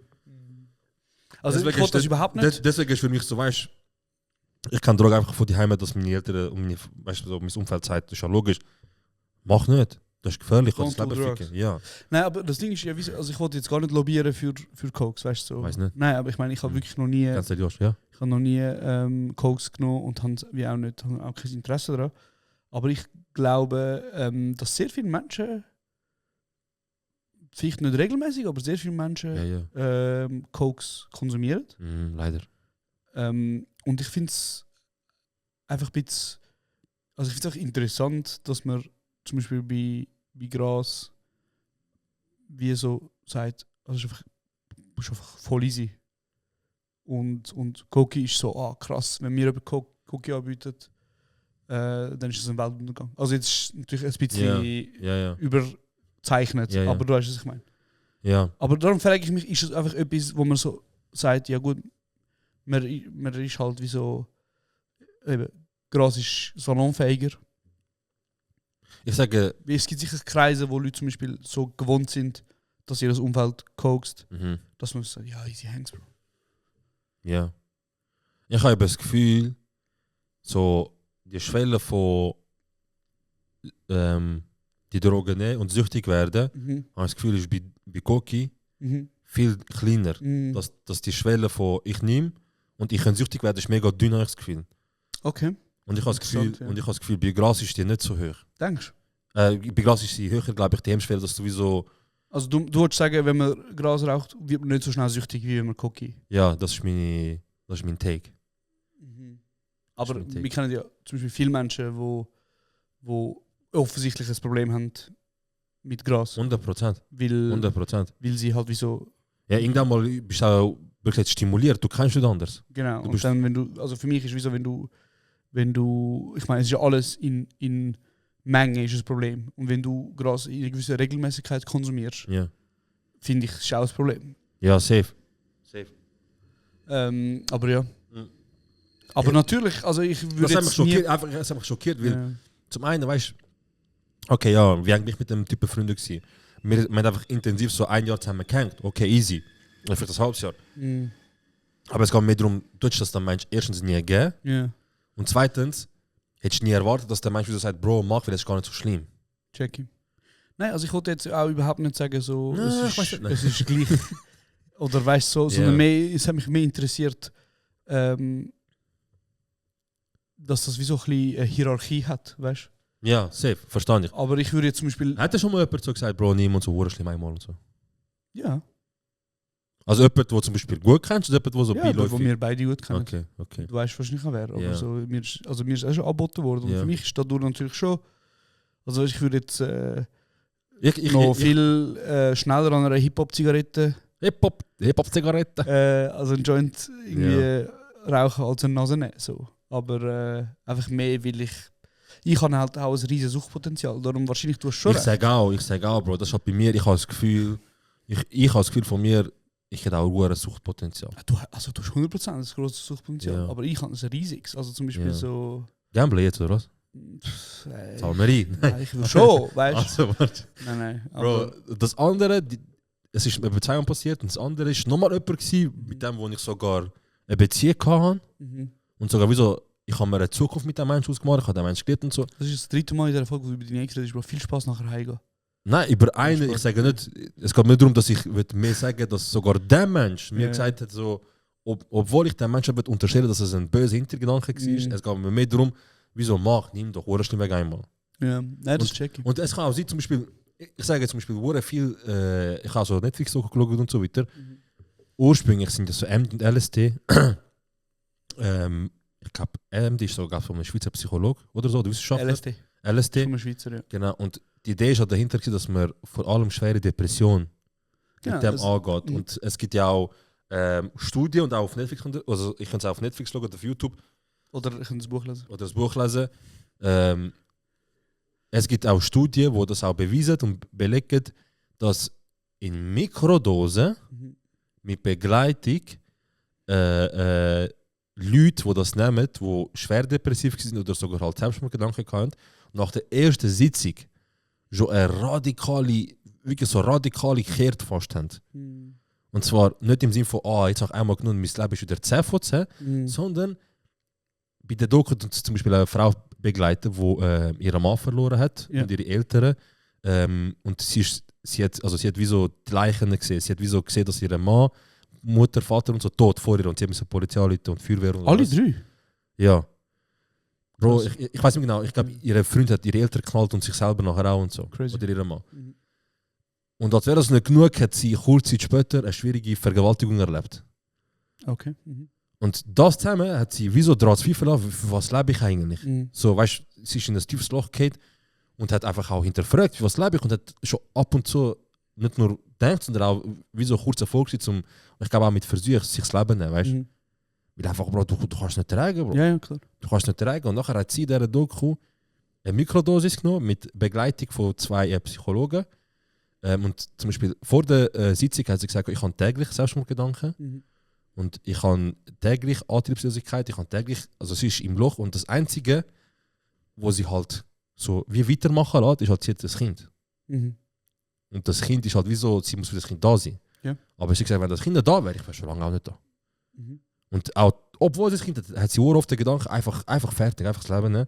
Und nach dieser Sitzung mit Mikro-LSD-Dings probieren oder halt therapieren, was auch immer, hat sie schon nach dieser Sitzung gesagt, so, ich habe seitdem nie mehr Selbstmordgedanken gehabt, weil sie hat wie so, also aus irgendeinem Grund Krieg gemacht, ihr Leben ist ihr zu wertvoll.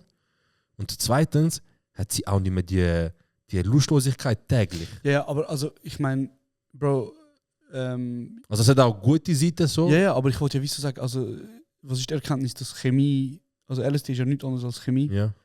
Und Antidepressiva oder Wahrscheinlich Ritalin alles, ist ja. ja auch, also weißt du, es sind ja Medis. Es gibt einfach, ich sage jetzt mal, Medis, die halt psychosomatisch wirken oder wo halt in unserer Gesellschaft eher als, ich sage jetzt mal, nicht okay eingestuft werden. Natürlich ist es jetzt auch sehr einfach gesagt, weil es gibt vielleicht Medis, die halt stärker sind und weniger stark. Man kann aber einfach auch sagen, eben in der westlichen Medizin werden halt so Antidepressiva und all das Zeugs wie so als okay angeschaut. Und auch recht schnell mal Geld. So. Recht schnell auch geben. Aber ich meine, es gibt auch da Nebenwirkungen. Aber ja, natürlich ist natürlich... Wie ist das, wenn du Antidepressiva genommen hast? Hast du dann irgendwie mehr Bock aufs Leben oder was? Oder einfach hast du mehr Antrieb gehabt? Also ich habe ja wirklich 5 verschiedene Antidepressiva, Ich habe das nie 4 ja. habe ich genommen, bis ich das Richtige gefunden habe. Du bist am Testen. Also so, Ich nicht hab- nur das erste kann direkt für helfen. He? Ja, bei mir ist es nicht so gewesen. Ja. Ich musste 4 verschiedene nehmen und dann habe ich das ein Jahr lang genommen. Also wie lange ist es gegangen, bis du den gefunden hast, der dir hilft? Hey, der Prozess ist wirklich so vielleicht 1,5 Jahre gegangen, bis ich ein Medi gefunden habe, Oh shit. wo verhebt. Aber weißt du, was heisst das? Also das Ding ist wie so, ich glaube, meine Erfahrung mit Antidepressiva ist wie so, es ist nicht etwas, was du nimmst und nachher bist du so, wow, ich sehe Farben. Wieder alles ist okay. So, alles ist perfekt. Es ist Ja. mehr so, es hat geholfen. Ich sag immer, es ist wie so, Ein Werkzeug vielleicht. ja, so Krücken, Bro. Auf einmal war Laufen einfacher gewesen, Okay. als vorher. So. Okay. Checkst. Mein Problem ist, das erste Antidepressiva, das ich genommen habe, hat mir irgendwie, ich habe jeden Morgen müssen voll kotzen. Stimmt. Also ja. wirklich, weißt du noch, ich habe Die Migräneattacken ja, quasi. ich auch habe noch. jeden Morgen müssen voll kotzen. Ja, Mann. Das zweite war, meine Libido hat sich halt komplett gekillt beim zweiten. Also das heisst, all die Arme, ja. nein, es ist wirklich das Problem, sie halt einfach auch. Okay, ja. Hast du keine Lotto bekommen? Nicht Oder einmal das, nein, einfach, ich habe es hat beeinflusst. nein, meine Libido beeinflusst heisst, ich habe einfach keine Lust gehabt Okay. zum Schlafen Ja. mit jemandem. Okay. Zum einen Pinsel in Farbe tauchen, wenn Okay. verstehst du, was ich meine. Nein, ich verstehe nicht, aber okay. Also wirklich null. Und natürlich hat sich das auch hat das einen Einfluss gehabt auf meine Beziehung. Mhm. Plural. Oh, fuck. Nein, Ich glaube, du bist noch geguckt nach dieser Folge nicht. ja, ich glaube auch. Ja, so ist es. Auf jeden Nachher Fall. hast, also, ich kann es vorstellen, du gehst zum Psychologen. Psychiaterin. Sorry. Du gehst dorthin und sie kommt dann zur Erkenntnis, dass das dir helfen würde. Dann gibt sie dir eins und du sagst, ey, ich nehme das schon seit 2-3 Monaten und irgendwie, es hat Nebenwirkungen, die mich stressen. Mhm. Hat es nicht etwas anderes? Ist es so abgelaufen, oder? Also das erste Mal, die erste Verschreibung, muss halt, jetzt bin ich ganz unsicher, was von beiden. Ich glaube, Psychiaterin sind die dir keine Medizin verschreiben können, sondern einfach dich begleiten können. Und Psychologen sind, glaube ich, die dürfen, weil das wie so ein Doktortitel ist, I guess. Ja. Muss man vielleicht schnell fact-checken. Aber das erste Mal bin ich zu meinem Hausarzt gegangen und ich habe gesagt, hey Homie, ich habe seit wie so 4 Tagen nicht mehr duscht. Ich habe auch keinen Bock drauf. Ich komme nicht dazu, Sachen erledigen, wo ich müsste erledigen. Also so Sachen wie, ich weiß nicht, eben Sachen wegräumen, meine Wäsche aufhängen. Ich komme nicht aus dem Bett raus, was läuft. Und ich bin wirklich gegangen mit so, ich habe ein bisschen Angst, so was läuft. Ja. Und er hat mir nachher 3 Wochen krank geschrieben. Er sagt, man muss nicht länger reden. Da. So, der Hilfe. Teil. Und ich bin dort, ich hatte meine eigene Firma gehabt, das heisst, Ja. ich habe keine Krankschreibung gebraucht. Auf jeden Fall hat er mir das gegeben und dann hat er mir gesagt, ja, klar, das ist Bilderbuch Depression. Also quasi, ich habe ihm Sachen gesagt, als hätte ich ihm Google eingegeben, was muss ich sagen, um Ja. so.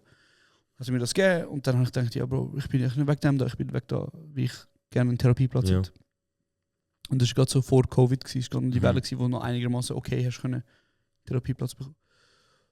Auf jeden Fall habe ich das dann bekommen und dann habe ich in Begleitung mit meiner Therapeutin wieso halt immer wieder austauscht. Also die Medis. Oder ich habe gesagt, da ist das nicht gut. Und wie ist das? Eben, wenn das so Schritt ist, das so gewesen, du hast sie so probiert das eine Woche oder ist das Nein, du musst sorry fürs Unterbrechen. Du musst, also die Medis haben eine sogenannte, ich weiß das Wort nicht, aber so Laufzeit. Du musst erst 2 Wochen lang die in deinem Blut haben, okay. damit es überhaupt wirkt. Okay. Der Spiegel heißt das irgendwie so, der Ja, Gottestal, irgendetwas. Gottestal, nein, irgendwie der Medispiegel muss Ja. wie so, also das heißt, du musst erst 2 Wochen nehmen und erst nach 2 Wochen merkst du überhaupt einen Unterschied, wenn überhaupt. Bro, 2 Wochen oder so, okay. Genau, und dann habe ich immer 2 Wochen nehmen und dann hast du halt wie so einen Monat noch probiert. Und dann habe ich gesagt, ja, look Bro, ich bin jetzt jeden Morgen, ich habe wirklich dort, bin ich jeden Morgen aufgestanden, bin ich direkt kotzen. Ich habe gewusst, wenn ich aufwache, ich habe gewusst, okay, jetzt ist 7:45 wahrscheinlich. Ja, der Kotzige. Jetzt kommt der Kotzige, genau. Ey, gewechselt. Einer hat mir voll Panik gemacht, der andere dies, der andere das. Und dann habe ich bei einem angekommen, der sich gut angefühlt hat, sagen wir mal. Das Problem ist einfach bei dem Medi, es hat halt meine Persönlichkeit voll verändert, Bro. Wie bist du geworden? Ja, du weißt, wie ich geworden bin. So. Nee, was läuft jetzt nicht gerade? Nein, aber ich meine, das Problem ist, das Medi hat in mir ausgelöst, dass ich weder Trauer noch Freude empfinde. Einfach Emo. Bruder, ich bin einfach so in einer Mitte gewesen, Bruder. Einfach Ich bin Emo. einfach Wie hast du das existiert. läuft? Das Auto für dich, danke. Scheiße, Josh, der Woody ist Geisel genommen worden Ja. von den Leuten. Fuck. Ja, okay, scheiße. Es ist mir wirklich, ich habe einfach so die Gleichgültigkeit gehabt. Bro. Gleichgültig. Gleichgültig. Ja. Nein. Ja, Bro, und dann, ich glaube, ich würde sagen, es ist ähnlich, wie sich viele Frauen fühlen, die wahrscheinlich Pillen nehmen, Bro. Also so, I'm an ally.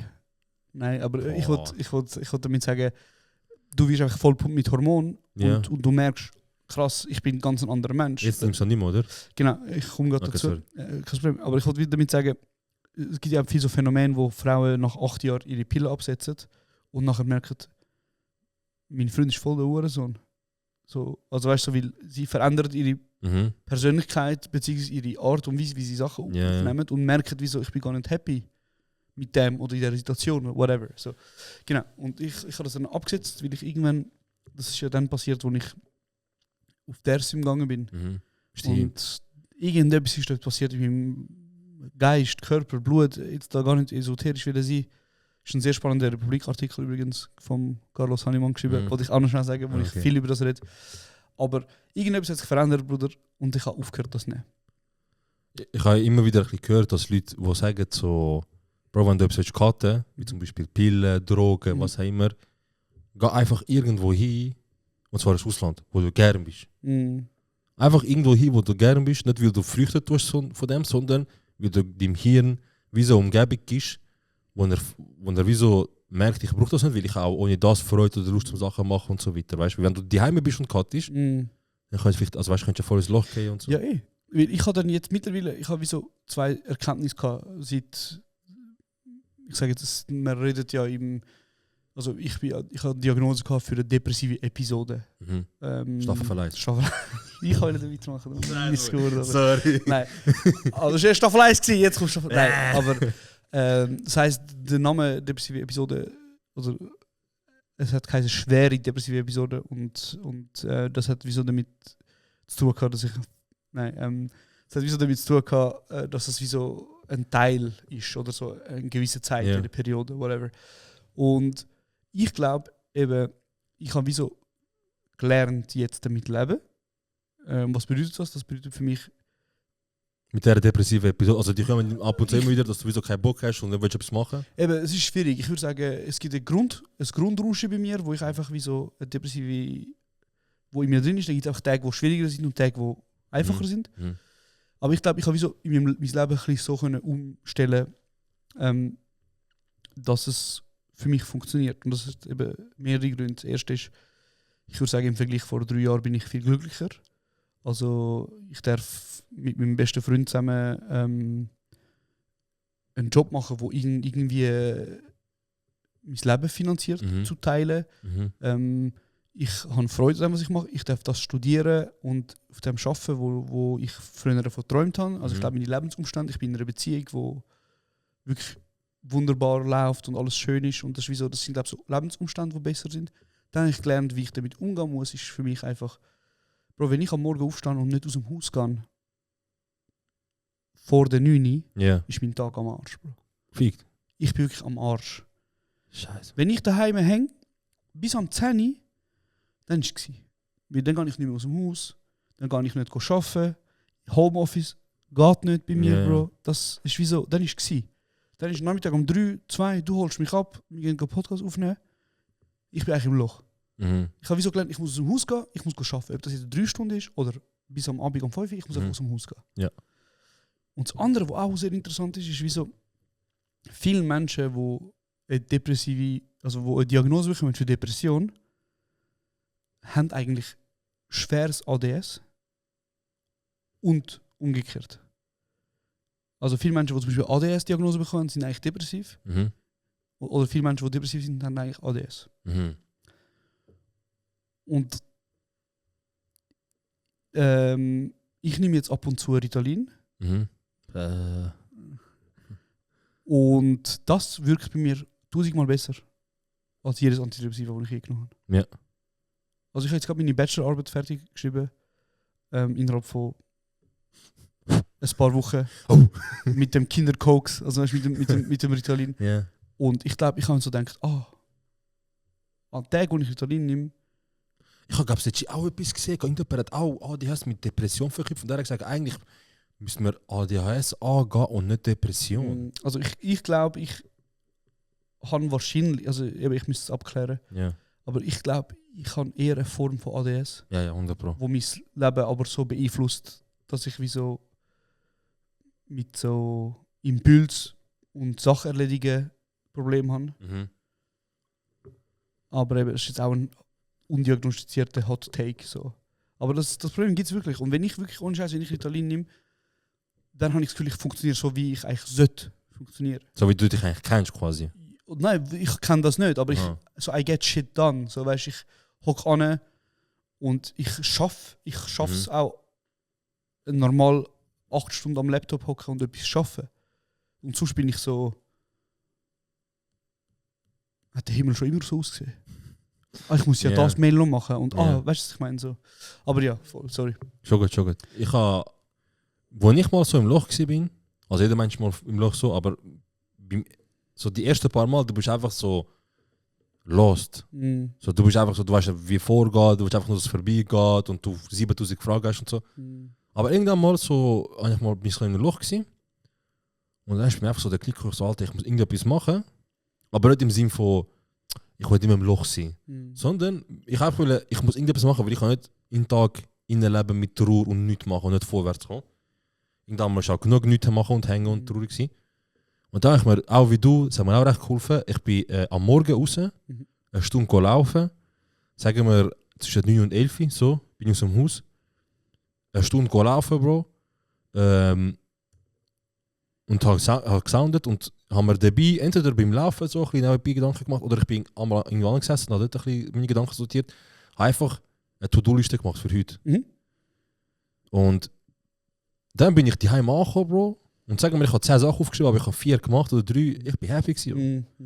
Es gibt mega viel so. Ich bin happy gewesen. Ich habe das Gefühl, ich habe etwas geleistet den Tag und jetzt kann ich wie so ohne schlechtes Gewissen auch mal einfach auch hängen. Voll. Oder einfach traurig sein zum Beispiel. Absolut. Nein, es gibt viel so kleine Tricks, wie man das kann angehen, aber das sind ja alles so Sachen, wie man das Leben in einer depressiven Episode oder in was auch immer handelt. Aber es ist ja nicht die Idee, dass man grundsätzlich, dass man es schafft mit dem Leben. Das widerspricht ein bisschen, was ich vorher gesagt habe, aber die Idee ist ja eigentlich, wie so das Problem mit den Wurzeln packen und herausfinden, was ist genau das Problem. Weißt du, hast du bei dir herausgefunden, wieso du so... Hey Bro, ich glaube auch im Fall ehrlich gesagt nicht, es gibt nicht irgend so einen, wie das Ereignis in oder dem so. Film ist, so, ich habe als Kind meinen Großvater oder was auch immer. Ja. Also kann man so nicht sagen, aber ich glaube nicht, dass es so etwas ist. Ich glaube, es ist sehr stark genetisch verbunden. Ich glaube, es ist sehr stark, ich glaube auch, es hat sehr stark mit Ernährung zu tun. Ich glaube, es hat sehr stark damit zu tun, wie wir heutzutage unsere Zeit verbringen. Also Bruder, ich weiß nicht, das tönt und so, aber Bruder, also Bildschirmzeit. Ja, Social Media ist Gift. Also Social Media, Bro. Eben, wie du am Anfang gesagt hast, du so weißt, Perli-Videos und so auf Insta. Gift. Irgendeiner hat eine wunderschöne Beziehung mit einem, mit einer und sieht irgendwie irgendein so ein Video, wo so steht, die 5 Sachen haben mir geholfen, unsere Beziehung auch nach 20 Jahren lang immer noch, oder auch nach 10 Jahren lang immer noch wie am ersten Tag zu behalten. Quasi, wenn das nicht wie am ersten Tag läuft, nach 20 Jahren, dann ist es nicht die richtige Beziehung. Schon mal die Message. Dann die zweite, Bro, du gehst schauen und du siehst, was er macht oder sie macht oder was auch immer. Und du siehst, und nachher sagst du so, wow, ich könnte das noch machen, das mache ich auch nicht, das mache ich auch nicht. Und automatisch, du fängst an zu vergleichen und eigentlich das ist Gift. Weil grundsätzlich, wenn du so einen Schritt zurücklaufst, einen Schritt zurückgehst, dann du weißt eigentlich, deine Beziehung ist schön, ihr seid erwachsen, ich kann über Probleme reden, ich brauche keine Social Media, wo ihr sagt, was falsch ist und was richtig ist. Es ist einfach nur Gift, aber... Also weißt, ich glaube jetzt... Was haltest du vom Handy? Jetzt gar nicht um das allein verteufeln, aber ich glaube einfach in der Zeit, wo wir jetzt momentan leben, ist es fast eine Sache von der Unmöglichkeit, zum nicht verdammt nochmal traurig zu sein. Also weißt du, so... Und ich meine damit nicht einmal so... Also Bro, Einsamkeit ist das Problem, das wir haben. Die ganze Zeit... Die ganze Zeit irgendwelche Synapsen in unserem Hirn, die wegen Social Media die ganze Zeit triggert werden, die ganze Zeit die Sucht nach, ich weiß die Fachbegriff nicht, Dopamin, Serotonin, was auch immer. Ja, die Sucht nach dem, die ganze Zeit und die ganze Zeit, was auf dieser Welt abläuft, die ganze Zeit, wie wir gezwungen sind, ein Drittel von unserem Tag, wenn nicht sogar mehr, mit Arbeiten zu verbringen. Mit einfach irgendetwas geleistet haben. Ja, und Leistungsdruck und die Möglichkeit, dass es so etwas wie der Aufstieg, der soziale Aufstieg nicht mehr gibt in der Zeit, wo wir jetzt sind. Weißt du, all das paart mit dem Dreck, der auf der Welt passiert. Und ich weiß, wie plakativ das ist, aber paart mit dem Dreck, der auf der Welt passiert. Wie willst du? Also, die einzige Art, wo du heutzutage glücklich sein kannst, ist, glaube ich, ohne Scheiß, wenn du dein Handy wegrührst, wenn du irgendwo anziehst, wo 100 Menschen leben, Bro, wenn du, und auch jetzt wieder, es klingt so dumm, aber so einfach mal ein Buch liest, so das sind Möglichkeiten, wie du, glaube ich, kannst glücklich sein, Bro, wenn du einfach dich ein bisschen disconnectest von dem ganzen Shit, Bro. Es ist schon giftig, man, was wir auch so konsumieren und so. Weil Ja. Bro, schon nur das Beispiel, wie schnell wir eigentlich mit einmal TikTok aufmachen oder einfach Social Media irgendetwas instant und du schaust Videos so, du bist einfach, bam, eine Stunde weg. Ja. Einfach eine Stunde weg von deinem Leben. Bro, eine Stunde wäre ja gut, Bro. Eine Stunde wäre ja gut, Bro. Ich will sagen, weißt du, wie schnell das geht? Ja, So, du bist sicher. drin, zack, und eine Stunde weg. Und das ist schon recht. Ich weiß nicht, man. Zum Beispiel der Schokoferi, Ja. der hat mal ein Video gemacht. Also, ich gehe jetzt morgen aus dem Haus ohne Handy. Mhm. Und gehe arbeiten, Ja, das komme hab ich heim. gesehen. Ja. Und er hat gesagt, also, es ist 10 von 10. Logisch, also immer wieder, schau, Scheiße, etwas willst du Ja. etwas abchecken, du hast Ja, so den Drang. klar. Hat mir jemand geschrieben, hat mir jemand etwas gesagt, gibt es etwas zum Schauen auf Insta, auf TikTok, irgendetwas Lustiges, wo ich verpassen und so. Aber er hat gesagt, ich bin am Abend heimgekommen, top. Natürlich, mein Handy am Eskalieren gewesen und so, weil alle haben mir geschrieben, wo ziehst du durch und so. Aber das ist 10 von 10. Ich Ja. weiß nicht, wir gehen ja jetzt Dings.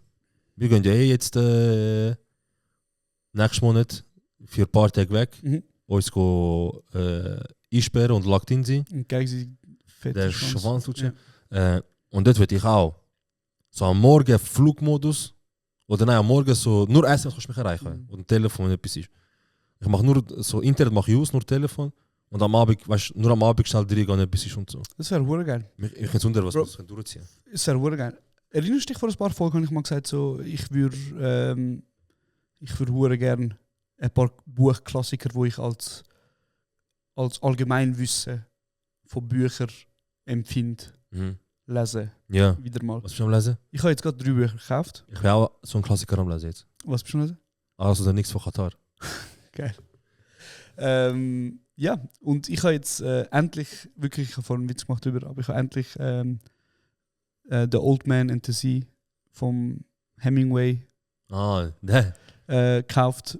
Und ich, Was geht es in dem? Oder was? Ist das so ein Sachbuch? Ist das so Roman? Ist das so Ja, Science Fiction? es ist ein Roman und ich würde sagen, es zählt so zu der... Ist das so ein Buch, das so dick ist? Nein, es hat eben nur 180 Seiten, glaube ich, oder so. Das ist nicht viel. Ja. Oder 200 Ist das echt bei den Büchern auch so, dass man jetzt die gemerkt hat, die Leute haben kürzere Dings Aufmerksamkeitsspanne, wir machen jetzt nur Bücher bis 150 Seiten oder so?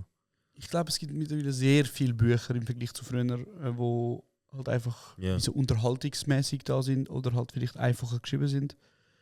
Aber das Buch ist in den 50er Jahren geschrieben worden. Mhm. Und es ist eben eigentlich eine Kurzgeschichte, wo er in Kuba gehört hat. Und er hat aus dem jetzt einen Roman geschrieben. Ist das Buch von deinem Vater, oder?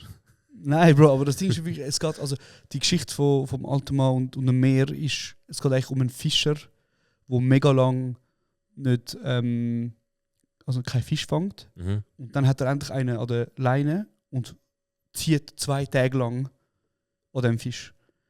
Und am Schluss, bevor er ihn reinholen kann, kreisen Haie um den Fisch und essen die Hälfte Ja, vom Fisch weg. Und er zieht nachher nur noch einen Teil raus. ja.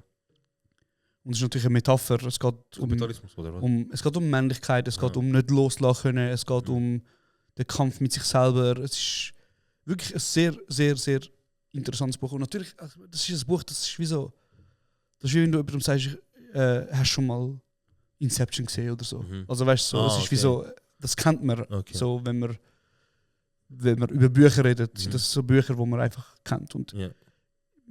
ich habe mir jetzt einfach vorgenommen, es gibt ein paar Bücher, die muss ich jetzt einfach lesen. Und das mache ich jetzt.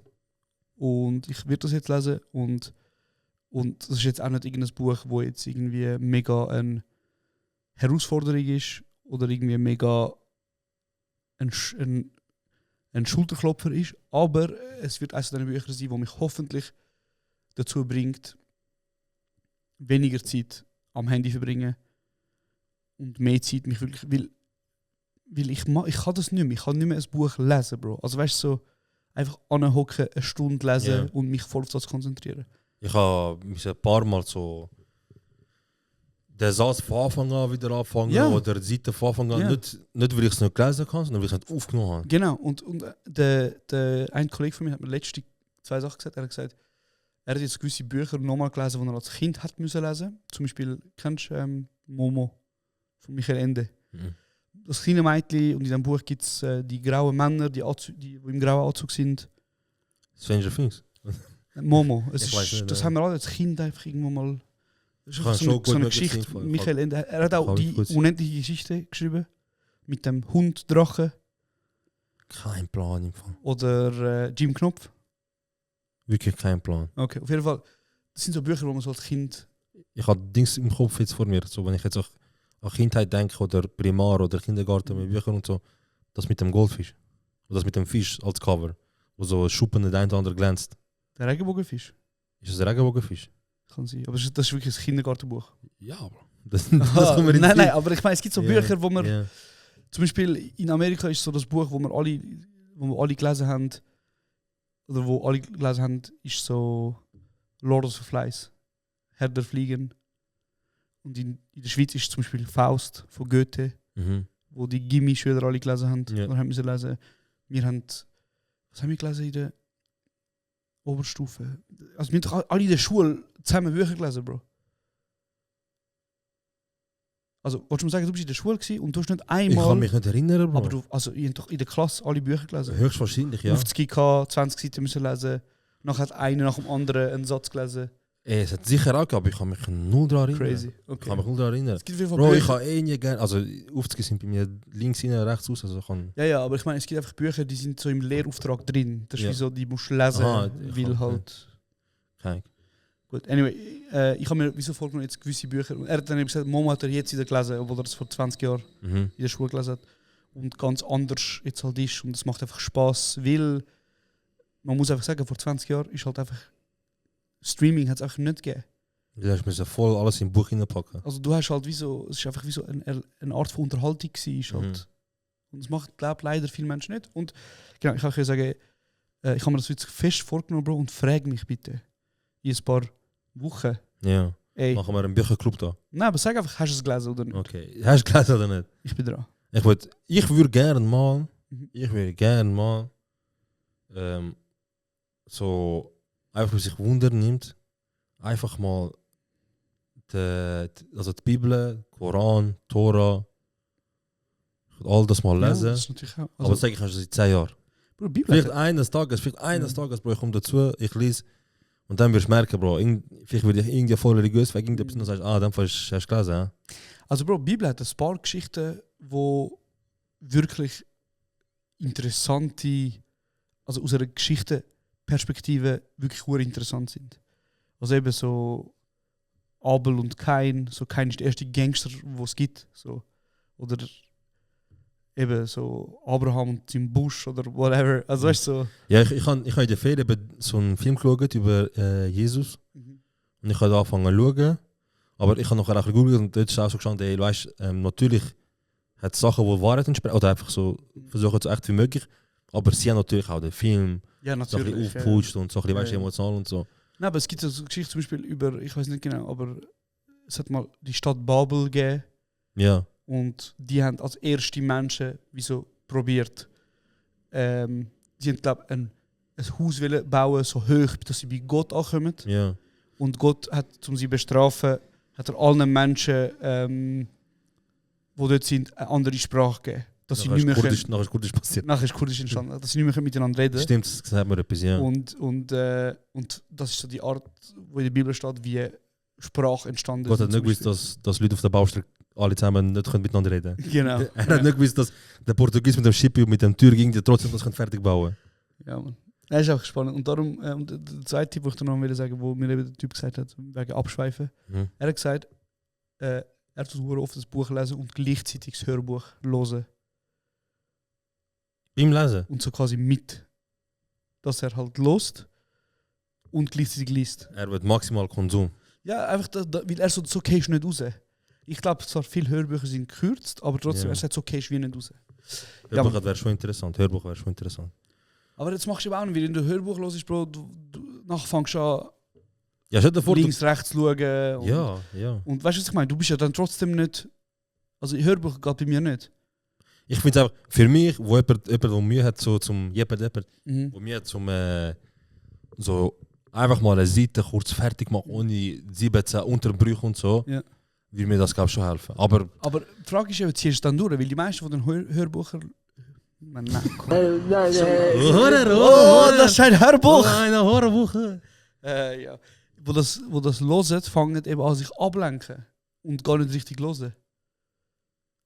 Ja, kann sein. Keine Ahnung, ich weiß nicht. Ich würde gerne mal einfach mal so Dings lassen, weil Also, dann zum mach. Beispiel Herr der Ringe, Bro, ich kann mir das nicht gerne zum Aber Lesen. Bro, Herr der Ringe ist Harry wiederum- Potter, ich kann aber trotzdem wissen, was im Buch steht, weil es sind ja sehr viele schon im Buch, die nicht im Film ist und so. Genau, aber Herr der Ringe ist nochmal eine schwierige Lektüre jetzt im Vergleich zu Harry Potter zum Beispiel. Was machen wir mit 7000 Fremdbegriffen und so? Nein, es ist einfach schwieriger zum Lesen. Es gibt wie so, ja. Aber eben, es gibt jetzt, ich glaube, das kannst du probieren. Bei mir geht auf Hörbuch nicht, weil ich kann nicht einfach so hängen Ja. und hören. Meine Gedanken schweifen ab. Verstehst du? Ja, fair, okay, ja. Oder fair. nachher fängst du am Handy sein oder du fängst an links, rechts zu schauen. Ja. Weißt du, das check ich nicht. Was? Das Tablet, wo mit dem wo Leute alle lesen. E-Book-Reader? Ja, nimm einfach das normale Tablet.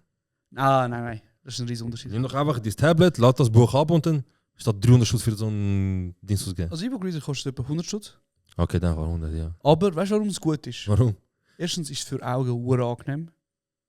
Mhm. Das ist halt nicht so ein So ein Ding-Display. Ist wirklich angenehm zum Lesen. Ja. Also, zweitens, der Akku von dem hebt locker eine Woche. Ah, stabil, okay. 2. Ja. Drittens, der Vorteil da ist zum Beispiel, wenn ich im Bett bin und das E-Book-Reader in der Hand habe, du musst nicht mit 2 Händen heben. Ja. Du kannst eine Hand noch chillig. Nein, Die aber weißt du, was ich andere meine? Hand, So, okay. du kannst wie so das in einer Hand lesen und es speichert dir halt immer den Ort von jedem Buch, wo du warst. Mhm. Ja, easy, ja. Aber im Vergleich zum Tablet ist es 100-mal besser. Ja, okay. Wegen der Augen. Weil, Bro, das Tablet anschauen, das macht, also weißt, das macht der Kopf weh nach. Ja, safe, 100 Pro, ja, 100 Pro. Ja. Doch schon, ja. Ja, Wahrscheinlich. 100%. Ja, aber weißt du, wenn du so vergleichst mit wie lange wir sonst ein bisschen Zeit haben. Weißt Ja, du, aber umso mehr. Also weißt ja. und ein E-Book-Reader kann auch nicht auf Instagram gehen. Kann nicht. Nein. Kannst kein Prinzip machen und auf Insta-Story, schau, was ich am Lesen bin. Kannst nicht. Ein bisschen Ja, du schauen. kannst so mit Handy. Kannst. Ja, da geht, ich sehe einfach immer die Leute und denke, wieso? Okay, wir checken russisch Buch. Wir checken. Wir checken russisch im Feierabendverkehr, während du heimgehst im Zug Buch. Ja, das sind Tamam, schon Einstein. Pitches. Das sind schon Pitches. Aber ich muss sagen, jetzt, wo ich Old Man in the Sea gekauft habe vor 3 Tagen in der Buchhandlung, habe ich auch kurz überlegt, dass ich im Traum jetzt vornehmen. Aber ich bin ein Pitch. Dort, wo ich im Loch war, bin ich auch mal ein Buch mitgebracht. So, weißt du, also ich gehe jetzt eine Stunde laufen, gehe auf ein Bänkchen und lese einfach ein Buch. Weil du siehst es überall, vielleicht hilft es. Ja. Ich war dort, es ist Winter. Ich hocke auf dem Bänkchen, ich Ja, nehme gut. mein Buch führen, ich bin Seite 7, 8. Mhm. Ich fange an zu lesen. Ich sage, nein, Mann, das ist fake. Ja. Die lügen, Ja, Bro. check. Du siehst kalt, er schießt mich an, ich hocke nur da im Kalt auf dem Bänkchen, ich friere mir den Arsch ab. Aber ist, ja, ist Und das Buch ist, ja, aber Leute haben es romantisiert. Und ich habe gedacht, das ist ja, krass. ja, fair. Und ich habe gedacht, ich mache eine Story von mir. Du könntest im Zug einfach so ein Buch lesen, How to Stop Being So Good at Fucking zum Beispiel. Ah, Und nachher so, Ja, Mann. Gleich Weihnachtszeit. Ich glaube, wenn die Folge rauskommt, ist noch ein paar Tage ist Weihnachten. Ja. Gewisse feiern nächstes Jahr Weihnachten, gewisse feiern gar nicht Weihnachten. Mhm. Ich weiß nicht, 4. Weihnachten. Zum Abschluss würde ich sagen, gibt es noch den oder dass die Leute noch ein bisschen. Ja, ich feiere Weihnachten. Okay, ja. Krass. Mit der Family von meiner Freundin Im Wallis? im Wallis. Gehen dort 2 Tage an. Wie sagt man, hast du gedacht auf Wallis? Das Denken finde ich lustig, richtig lustig. Weiß gar nicht. Gedeicht? Nein. Gedeicht. Gedeicht. Hast du gedeicht? Hast du gedeicht? Hast du gedeicht, du kannst mich Stimmt. Ja, krass. Stell dir vor, hast du gedeicht, kannst mich ficken, Mann. Ja. Was denkst du? Ja, stimmt. Ja. Scheiße. Gedeicht. Ich ha gedeicht, du hast das. Also ihr geht auf Wallis. Ja, genau. Nachher wieder der gute, ja du, Aber nur- ihr feiert das nicht, hä? Nein, also, nein. Ihre Familie ist wirklich 10 von 10 Ihre dadurch. Familie ist... Dadurch. Wer fühlt sich willkommen, oder was? Hä? Ihre Nein, Familie- dadurch ist ganz easy. Aber ich natürlich ganz viele lustige Geschichten gehabt mit anderen Familienmitgliedern von anderen. Aber gar kein Problem. Aber das ist voll entspannt, so wirklich. kein... Also, Bro, Safe ich fühle Bro, mich safe so face. wohl. Ich fühle mich schadet so dich wohl. nicht. Sie schadet dich nicht, das ist alles Nein, okay. ich sage es ernst. Es hat viel. Auch nicht so ein Onkel, der so... Null. Jetzt der andere Abend. Null. Nicht. Null, null. Aber, ja, nein, null.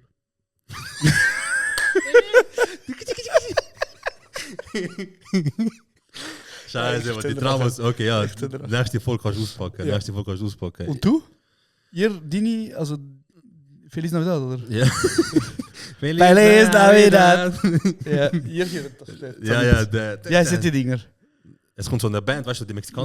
Mariacha, Die etwas. haben Leute und wir... Okay, Karachi. ja. Geil, wirklich geil. Ja, so, ich fahre mit ihnen. Für entspannt, es gibt ein geiles Essen. Dann wahrscheinlich haben wir schöne Geschenke. Schenken dir etwas? Also ich habe ihr genug geschenkt. Ich meine, sonst der Meine Familienmitglieder. Präsent. Okay, ja. Oh, scheiße, vielleicht sollte ich echt... Ja, aber so auf locker. So... Einfach so dem einen, der so problematisch ist, so... Bro, es ist nicht so so ein- gross. Es so ist ein- wirklich... Es ist nur ich, sie... So, Taxi mit seinem Buch am Schenken, Schwester. jemand, der so racist ist. Ja. Aber- Nein, es ist... Wie viele Leute sind das so? Nur so 6 Leute, Bro. Ah, ja, Ja, aber so nicht wirklich viel. enge Familienkreis. Wir sind nicht viel mehr. Also ich tue kleine Geschenke so, wir stoßen dort an, aber ich persönlich habe als Kind mit den Eltern gefeiert, so Weihnachten, weil wir einfach ein Geschenk bekommen, so Geld Ja. und so. Und sonst feiere ich noch mit Eltern Neujahr. Ich weiß nicht, wie du das machst. Neujahr machst du etwas? Ich bin wegen dem Hund immer so ein bisschen... Hm. Also wirklich... Weil halt Menschen immer noch... Ja, viel Werk vielleicht, ablehnt. ja. Und du mir Missgeburt sind dadurch. Darum, Ja. nein, für mich ist Neujahr etwas... Mich frisst es einmal, wenn ich so daran denke, wenn ich so an Jene denke, so an Wash Jene, dass er mir letztes Mal einfach immer noch geschrieben hat, Bro, der Nachbar über mir ist laut. Ich brauche das und das von dir, ich will ihn aufnehmen und so weiter. Und das, ich so, das kommt von dir! Ja. Das kommt von dir, du hast dich verändert, Bro, alle sagen das. Alle sagen das. Ja, easy. Hey, Hey. Ist fertig. ist fertig? Ist fertig. Ist fertig. Gingst du so in Weihnachten? Mhm. Gedeicht eure Liebsten. Teichet. Gedeicht eure Liebsten. Feiert, wenn ihr kein Weihnachten feiert, feiert das Neujahr. Wenn ihr auch das nicht feiert, dann feiert einfach eure Familie, Bro. Dann feiert einfach, schaut auf euch. Schaut Kevin allein zu Hause. Ja, Mann. Muss Muss man auch geben mit heißer Gebt euch das mit heißer Oh mein Schoki. Gott, Weihnachtsmann KKG. Weihnachtsmann und Koki KKG, ich muss mir das geben, das Beste, was es gibt. Weihnachtsmann und Hokage, die neue Version mit Oh, Naruto. okay. Crazy. Genau, schöne Weihnachten, schöne Viertage. Danke, sind ihr ein weiteres Mal mit uns, ein weiteres Jahr mit uns gewesen. Wir haben ein paar mit, haben wir unsere Vierjährigen. Scheiße, Mann. Scheiße, mal loco. Ja.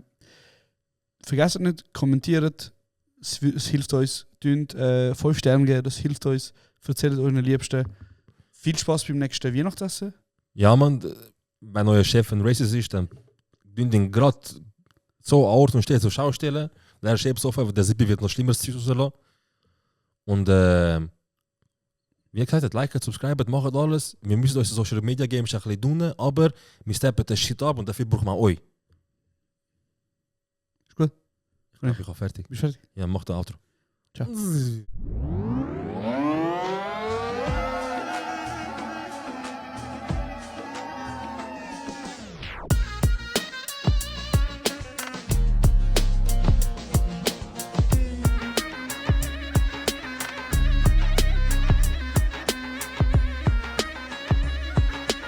Das ist kurz und